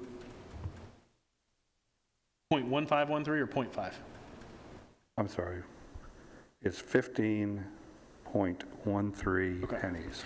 And then additionally, you wanted to remove the remaining 10 pennies from Fund 177, Yes, okay? that would leave because of that would leave a balance in there. And then I would finance 15 point whatever. No, we got that, hold on. I'm going down the pennies real quick. Okay. Just to make sure then you wanted to add an additional penny to debt service, if I Correct. heard your motion correctly. And then that still leaves you with a 2 penny increase. I took 2 pennies out of the ambulance fund 118. Okay.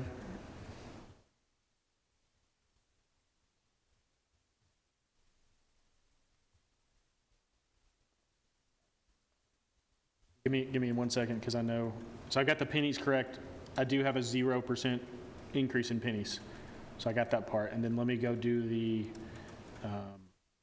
portion of the 15 million, so I can get that dollar amount correct.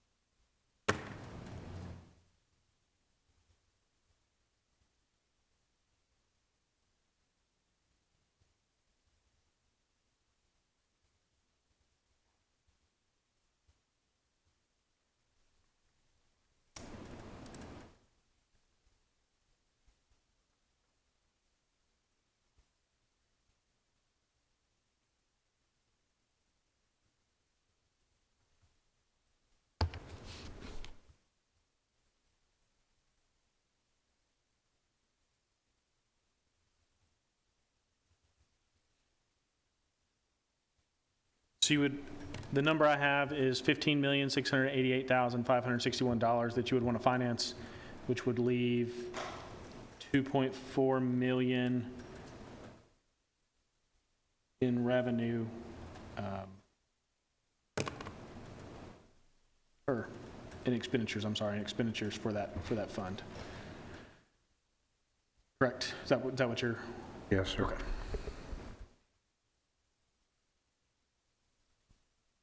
Chairman, can I ask a question? You're recognized. Go ahead. So you want to take 15.13 from our fund, General fund, yes, sir. and then you want to borrow $15 million.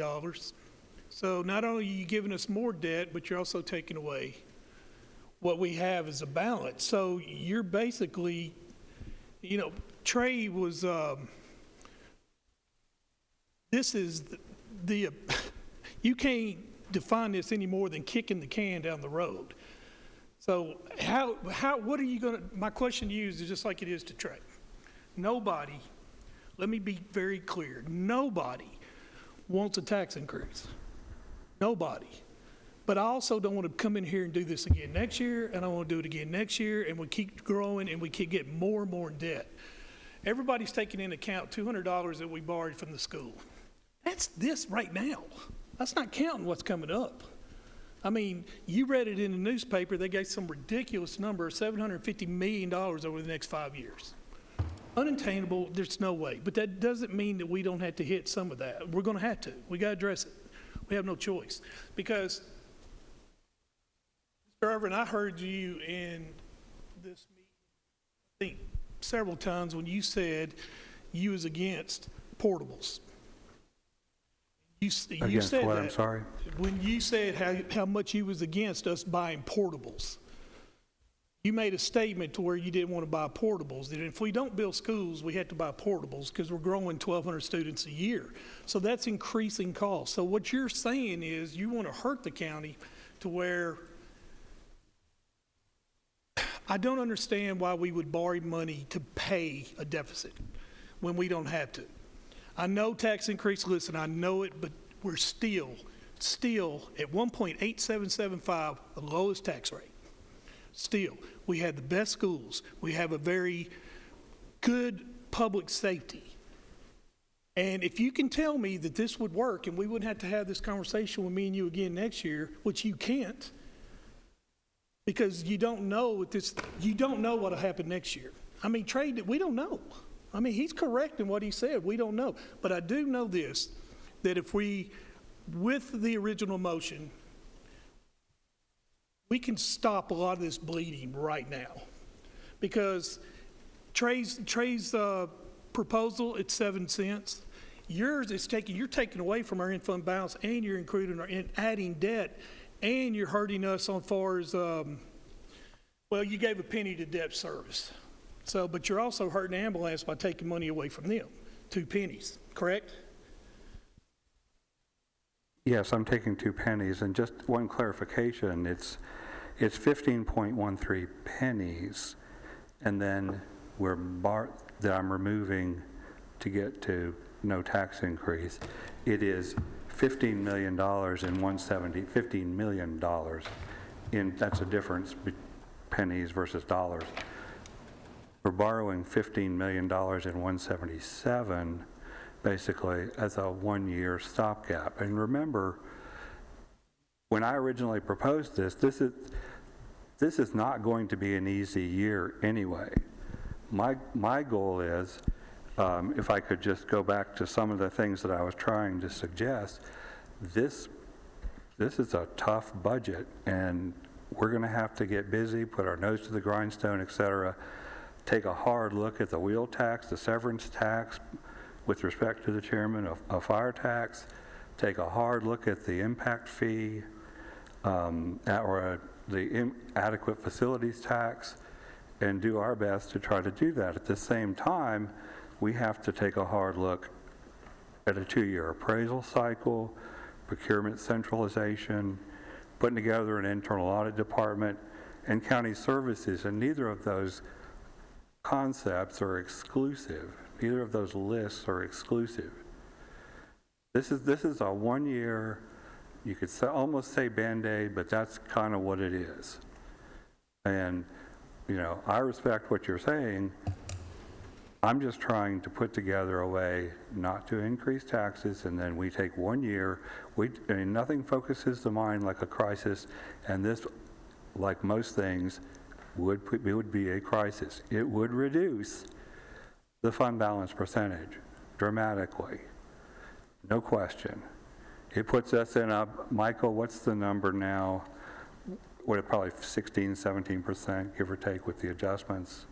So probably puts us in about a 16 or 17% fund balance, and it puts us. What's the deficit at this point? I don't have access to all your updated. All right, so I want to run back through and make sure I've got everything right, and then I'll read the fund balances and stuff. So this would be an increase of 8.48 pennies to county general. It would still include an increase of 0.0052 pennies.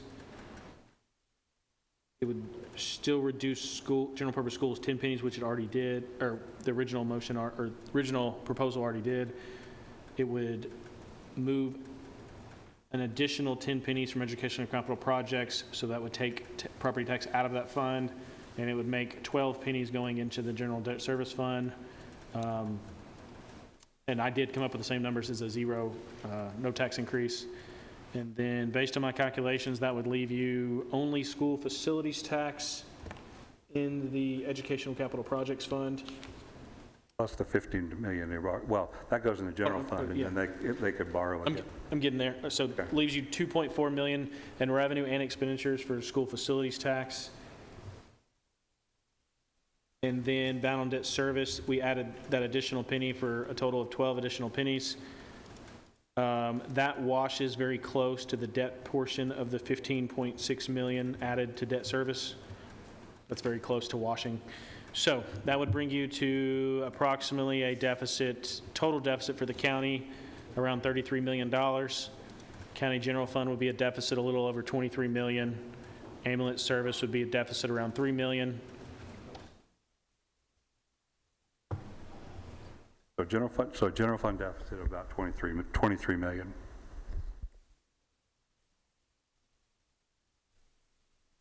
And my fund balance calculation was very close to yours as well. Okay. Somewhere in that neighborhood of 16 or 17, give or take a percent. Now, I do want to caution one thing that I should have said as we started these proposals. When we budgeted the debt service fund, all of the new projects I read, I budgeted at us keeping our AAA because that was part of the original proposal. We would have to revise those up a tad, maybe 1% or 2% on the interest rate, because I do believe at this point the AAA would go away, and then when you get down around that even lower, you're looking at reducing even from a AA plus or something lower than that. So keep in mind your interest rate cost would be higher, and we have not borrowed for the $156 million yet for the 3 high schools. So that would come in, that is going to come into play because we won't borrow until after we close the fiscal year. So that entire $250 million or so of borrowing next year will come into play. Mayor Carr, you're recognized. Thank you, Mr. Chair. I have got, with permission, I got a question for Commissioner Irvin. You said that your proposal would create, and I'm paraphrasing, an urgency to focus our attention in the form of a crisis, if I want to make sure I understood that right, so that we would be more focused on alleviating this. What I'm inferring here would be the system problems associated with not having the sources of revenue that Murfreesboro has, or what are some other counties. Did I understand that correct? It would be focusing on the systemic issues that we face as a county along the lines of what I described, and would also focus on the financial side. We would need to look at as many potential sources of revenue as we could in as short a time as possible, taking a look at whatever referendums, whatever time.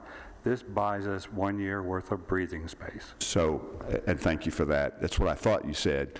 But I would respectfully submit that the reason I have proposed this budget, literally after hundreds of hours of work with Michael Smith and some of you, and I, like Commissioner Harris, deeply regret the fact that I have to propose a tax increase, much less a 26-cent tax increase, is for no other reason, Commissioner Irvin, is that we already have a crisis.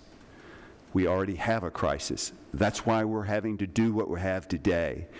And kicking the can does not avert the crisis or forestall the crisis, it compounds the crisis. And literally, we will be jumping out of the pan into the fire because we cannot count on others to do our work for us.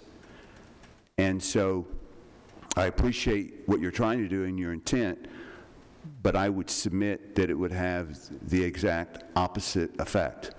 We have a $64 million deficit. That's more than double the previous year's deficit. This county's had 12 consecutive years of budget deficits. I understand why. We all understand why. It's because we don't have the ability to pay for growth like our municipalities in this county or like other counties. We are literally hamstrung into a single point solution on how we pay for growth. But until we get those options from the Tennessee General Assembly, this is all we've got. And as a conservative, there's nothing more than I hate than raising taxes. I despise it. I share your sentiments. I deeply share your sentiments. But there's something worse than raising taxes, and that's being physically irresponsible.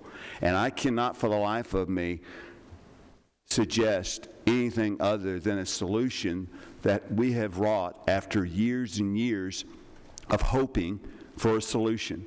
And hope isn't a solution. And so, thank you, Mr. Chairman. Anyone from the committee?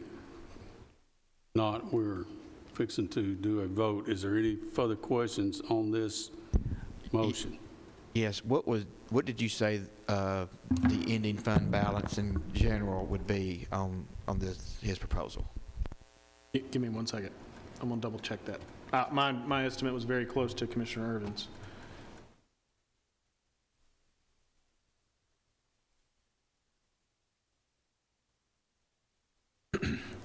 Again, I hate to keep prefacing this, but this anticipates the amendment passing commission, but that would put us in the neighborhood of 16 to 17%, which I think was in line with Commissioner Irvin's estimates. The other thing that I'd be remiss if I didn't at least caution y'all on, even though I'm always giving bad news, is that we are in an actual, I know we talk a lot about a budget deficit, but I mean, this year we are in an actual deficit right now for the general fund. And so there will only be so many years we can do that. I mean, it is very normal for us to budget into a deficit every year of $5 to $10 million, because that's assuming we're going to keep every position filled all year long, and that never happens.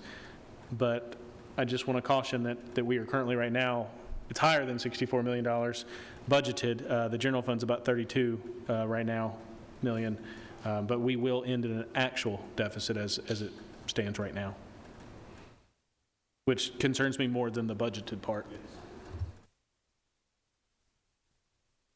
Any further discussion from any of the members of the committee? Mark, call roll. Commissioner Irvin? Yes. Commissioner Johnson? Yes.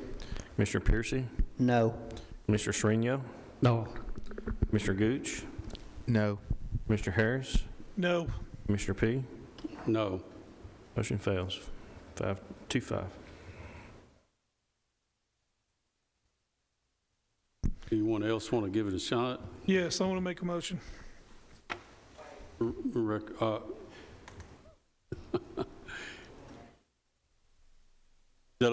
been recognized, Chairman Harris. Is it okay for him Yeah, to? I'll defer. Mr. Piercy, you're recognized. I know I asked the other night about the wheel tax, what it would do to convert it all over to the wheel tax. What would it do if we took the resolution that is presented here on the iPad and added that we take a shot at a $50 increase on the wheel tax? How would that affect the tax rate?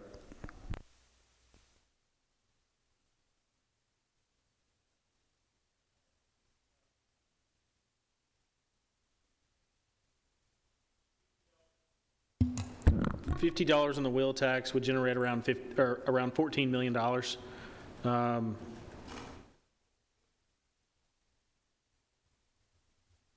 And then are you asking how many pennies that would take off to okay.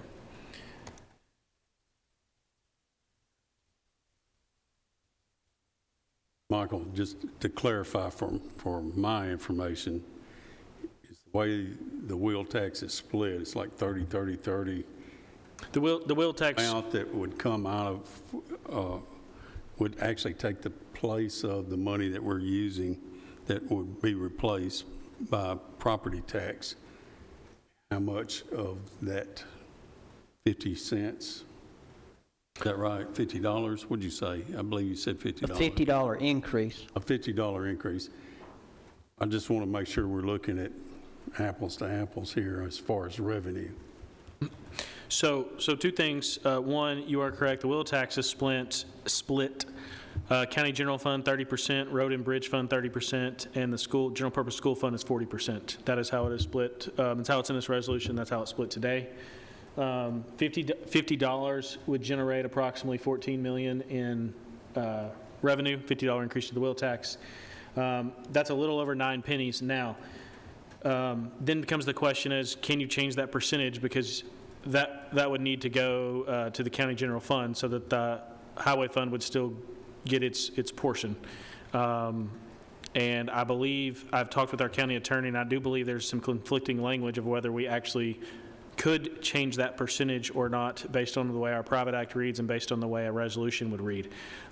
So if we could not change that percentage based on the county attorney's advice, then we would have to raise much higher than the $50 to get $14 million into the county general fund, because that would be spread out amongst the 3 funds. How much higher? It'll take me a second, and I'm sorry, I have to run to the bathroom. I've been holding it for probably I didn't get a break a minute ago. If I can run there, then I'll come back and calculate that. We're going to take another 5-minute recess. So if we could not change the wheel tax formula, I believe was the last question that I asked, based on it being 30%, 30%, and 40%, it would be in the neighborhood of $150 to get an additional $14 million into the county general fund. You'd almost have to times it by 3 based on the way it's split. If we could not change the split of the wheel tax percentage from the 30, 30, and 40. So you'd have to almost triple it. So it'd be in the neighborhood of $150. Now, that also has some other implications to keep in mind, because now that's going to have some maintenance of effort implications for the school system as well as your maintenance of effort calculation with the highway fund, which has a 5-year maintenance of effort calculation, if we can't change the percentage. I'm afraid you really didn't understand what I asked you. I wanted to know how much $50 increase on the wheel tax would offset what is on this resolution now. What difference would it make in it? What percentage would it make in it? Not changing any of the precious formulas, just adding the difference to the wheel tax, the $50, not $150, just a $50 increase. That would reduce right around 9 pennies.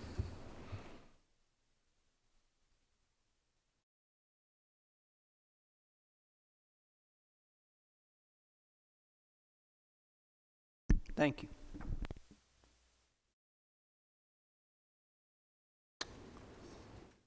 Do I hear any other motions to somebody else want to take a shot at this? Yeah, I'll take a shot, Mr. Chairman. Here's what my motion is for 26 penny increase, which will give the tax rate a 1.7575 from 26.12 to 26.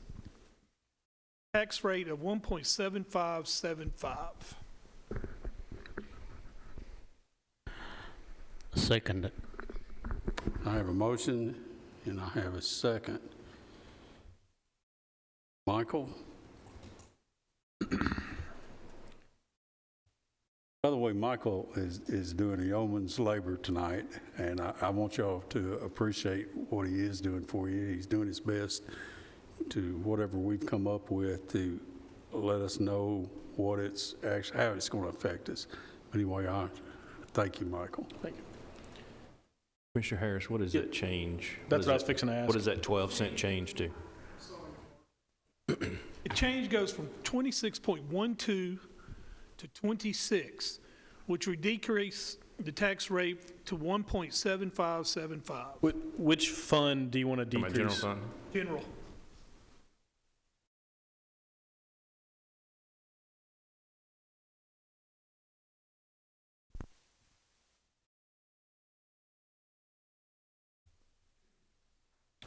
Can you read your, what did you want your final number to be again? Final number will be 1.7575. And the .12 come out of the general fund.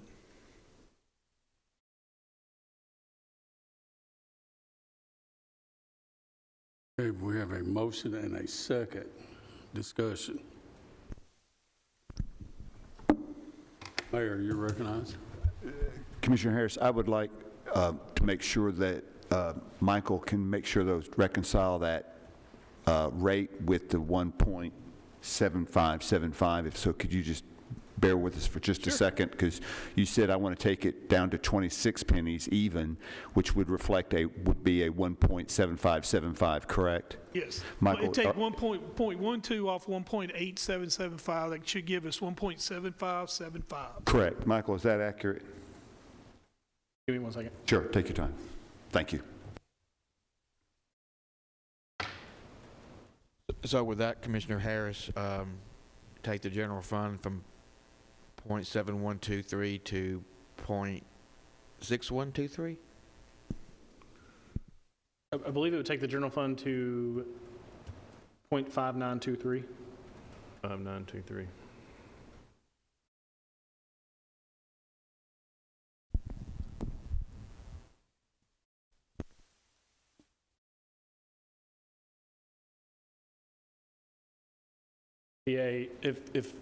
just so I can recap to make sure this is your motion, it would bring the new tax levy to 1.7575 for an increase of 14.13 pennies, which is an 8.74% increase.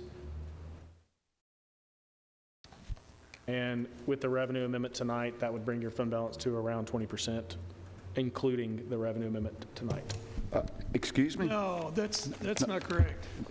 No. I'm sorry, Commissioner Harris, go ahead. No, it's 20, right now, we're looking at 26.12 tax increase on pennies, correct? I'm saying keep it at 26.13. 26.13 and take it from 26.13 to 26. Okay, so you want to reduce, okay, Only- I'm with you. So that's only .00. You want to reduce 0.61. 0.0013 is what he's saying. He's going to reduce it. Not 12 cents, but 0.12. 1.3 cents, or percent of a cent, or half of a quarter of a tenth of a cent.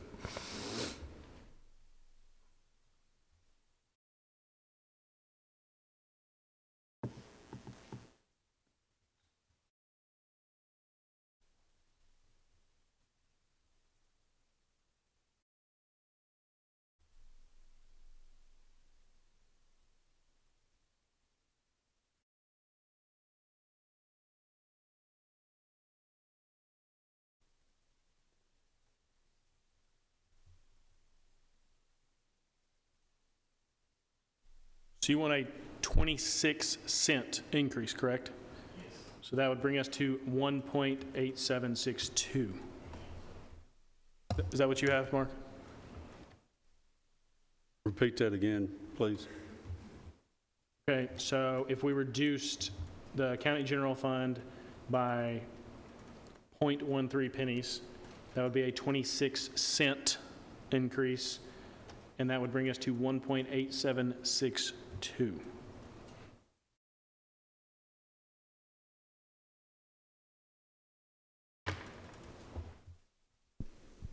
Chairman Harris, does that coincide with what Let you're... me do it again. So it goes from 26.13 to 26.00, Correct. which gives us a tax rate of 1.8762. Correct. My motion. Okay, is that your second, Commissioner Serino? Okay, I do have a motion and a second. Discussion.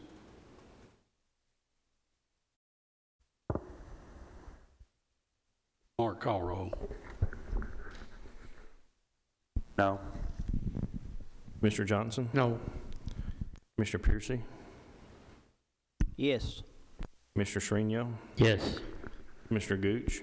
No. Mr. Harris? Yes. Mr. P? Yes. Motion passes 4-3. Now, that's going to change, that is going to change what we were looking at originally for the appropriations resolution, will it not, Michael? Nope. No, wouldn't change the it's appropriations. Nope. Appropriations is only expenditures, so this only changed revenue, and your appropriations is only expenditures. And if I could cover a couple other things. Please do. So just like we did on the tax levy, this covers several things in here. The first thing it does cover is in expenditures. We have those broken out in front of you by fund and by major category or department, depending on how you look at those. So as you go down through there, you'll see that for each fund. Now, in addition, there's several sections in here that talk about different things, just like the tax levy resolution. For example, it lists all of our nonprofits that we have to, are required to list. It lists all of our nonprofits that was approved earlier in the budget. It lists those separately. Excuse me. The other thing it does is references the requirements that have not changed for what requires a budget amendment, things of that nature, but none of those things have changed from the previous years. With that, I'll take any questions on that. Mayor Carr. This may be out of order, Mr. Chairman, and thank you. Going back to the motion that just passed 4-3, Commissioner Harris wanted that .13 to come out of County General. Can you explain that a little bit in greater detail coming out of County General, please, sir?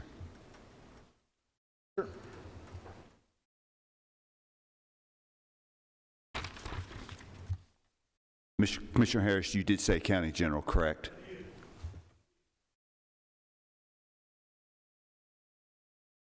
So that did reduce revenue by approximately 0.0013 pennies.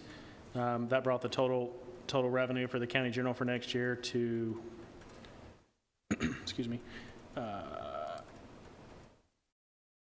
$1,159,462,348. I do believe that would keep us very close to the AAA bond rating if that's what you're asking. So that would get our fund balance. That's exactly what I'm asking. Give me that. That would get our fund balance right at 30 or even slightly above, depending on how we end the year. So 159,462 what? 348 Thank you, sir. for estimated revenues. Thank you, Chairman. Okay. Changes, any other changes we made tonight, are they already? So, sorry, yes, that's what I was, so in the appropriations resolution that you see in front of you, I mentioned this earlier when we looked at the budget amendments, they do include the items forwarded from the opioid committee. That includes the previous grants plus the two that you saw tonight for the probation and for Doors of Hope. It also includes our portion of the match and the revenue for the grant that Chris Clark presented tonight. I believe our match was, I don't have it in front of me, but about $6,000. And then the total grant expenditure was $30,000. So, but that is included, all of that is included tonight. One other thing I do want to point out in case, because every once in a while I get a question on this, approving those things tonight did show the general fund in a deficit, but only because the revenue from the opioid money is in this fiscal year and we'll be expending some of that next fiscal year. So I just wanted to clarify that for anybody that'll see that small deficit in the general fund. Heard the explanation of our appropriation resolution. Are there any questions for our finance director? If not, I will entertain a motion.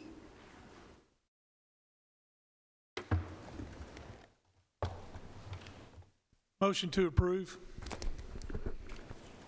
Second. I have a motion. I have a second. Discussion.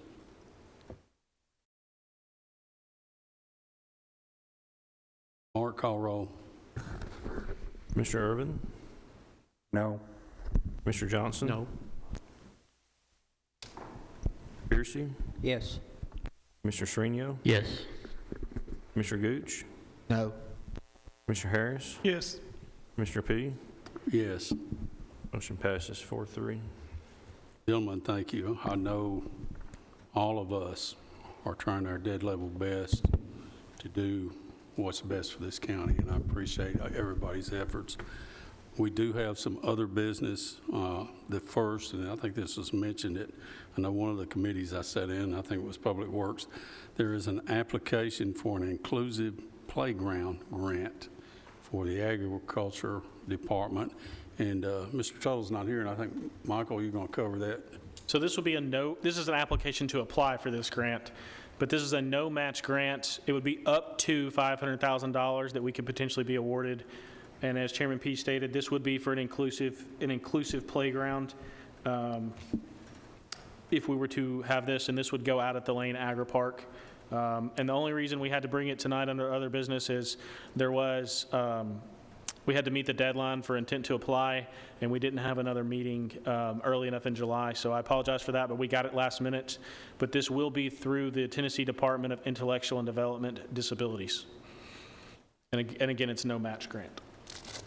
Okay, you've heard the explanation. Are there any questions? If not, I will entertain a motion. Commissioner Piercy moves to approve. Second. Chairman Gooch. Discussion. Call roll, please. Commissioner Urban, Yes. Commissioner Johnson, Yes. Commissioner Piercy, Yes. Commissioner Shrino, Yes. Commissioner Gooch, Yes. Commissioner Harris, Yes. Commissioner P. Yes, motion carries. Next will be a presentation of the debt report for the interfund bond anticipation note. Michael? So if you remember back, I believe it was in April, at the April meeting, we approved to go to the bond market for the $156 million for the high school additions. Part of that, we needed a bond anticipation note to give timing before we went to the market so that the schools could meet their deadline and sign their documents. And so we did issue that bond anticipation note this week for $35 million between our debt service fund and our other capital projects fund 189. And so there's no vote required tonight, but we are required to present this to you. And what you see in front of you is our report on debt obligation to the Comptroller's Office. And then additionally, you will see our approval letter that is also attached from the Comptroller's Office. Just to reiterate a couple of things, it is for $35 million, and it is for 2 years. And we did issue this for the acquisition of land, design, site development, construction, improvement, renovation for the county school system or school facilities. And this note will serve as intermediate financing for the project during the construction period. I will add that we do plan on going to the bond market in August or September, depending on when rates are most advantageous. We have to close the year first, just so we can have accurate numbers for when we go to the market. I got it, Michael. By the way, if you're interested, whenever he does decide to go to the bond market, it's a pretty interesting process. You might be interested in sitting in on that, and you would be welcome to. The last thing that I want to bring up is this coming August, our finance director will have been with us a year, which happens to coincide with a yearly review of his abilities. At that time, I've already spoke to Sonia, and we have done this yearly in the past. Kind of caught Michael by surprise, but usually this is a very positive thing, but we will be doing our survey. It will be coming out in August, and that kind of coincides, like I said, his first year here. I didn't think last August, after being here a few days, we ought to bring it up, but so that's why he was just found out about it last week. But anyway, you will get a survey, and that survey will be presented back to the committee. The committee actually gets the survey, also the mayor, and I think a couple of other county officials that he works with. But anyway, you can look forward to doing that then, Michael, but I don't think you've got anything to worry about. Mayor? I would love to comment on that survey, and I wait with bated breath the arrival of the survey so I can, with great eloquence, provide him the necessary feedback that he so deserves. So, Mr. Chairman, I'm looking forward to that. Thank you. Okay, Chairman Harris, go ahead. Now go ahead and finish this up. Well, I was just going to say, we have typically also gave our HR director a review once a year too. In the past, that was done by your committee, Chairman Harris. We voted to change her to reporting to the mayor. So I don't know if we need to change her review to be by the mayor only or still your committee.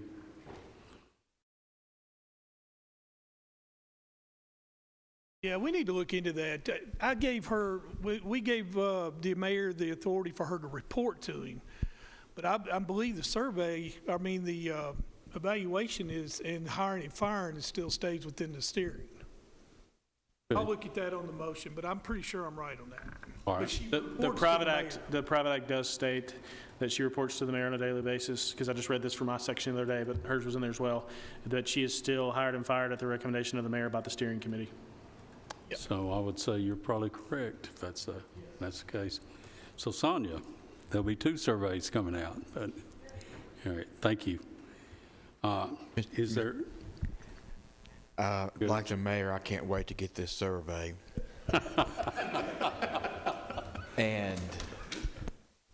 But I will say this. he's exceeded my expectations. I will be sure to voice your displeasure with Ms. Jolly for not having a ham sandwich. I had very low expectations.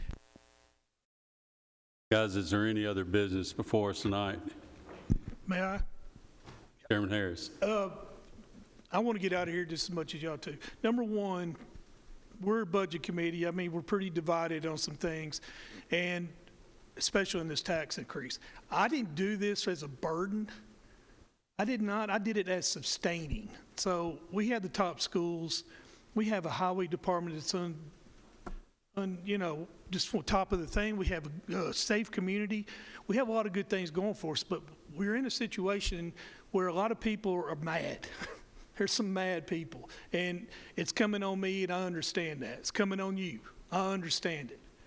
But we don't want to burden anybody, and I don't want you guys to think that's what I'm trying to do. I'm simply trying to sustain the good thing we did. Please don't forget this, and if anybody's listening out there, please listen. We are a AAA rated. What does that mean? That means we're financially stable, and we do the right things. And Trey and Piercy and Robert, y'all been here for years, and we just got it. And we don't want to lose it. So that's my motivation. I want you to know this. So this is me, getting ready to get killed. I understand it. It's part of the job. But I just want to let you know I did it to sustain and not burden. Thank you. Any other business or comments? We're adjourned.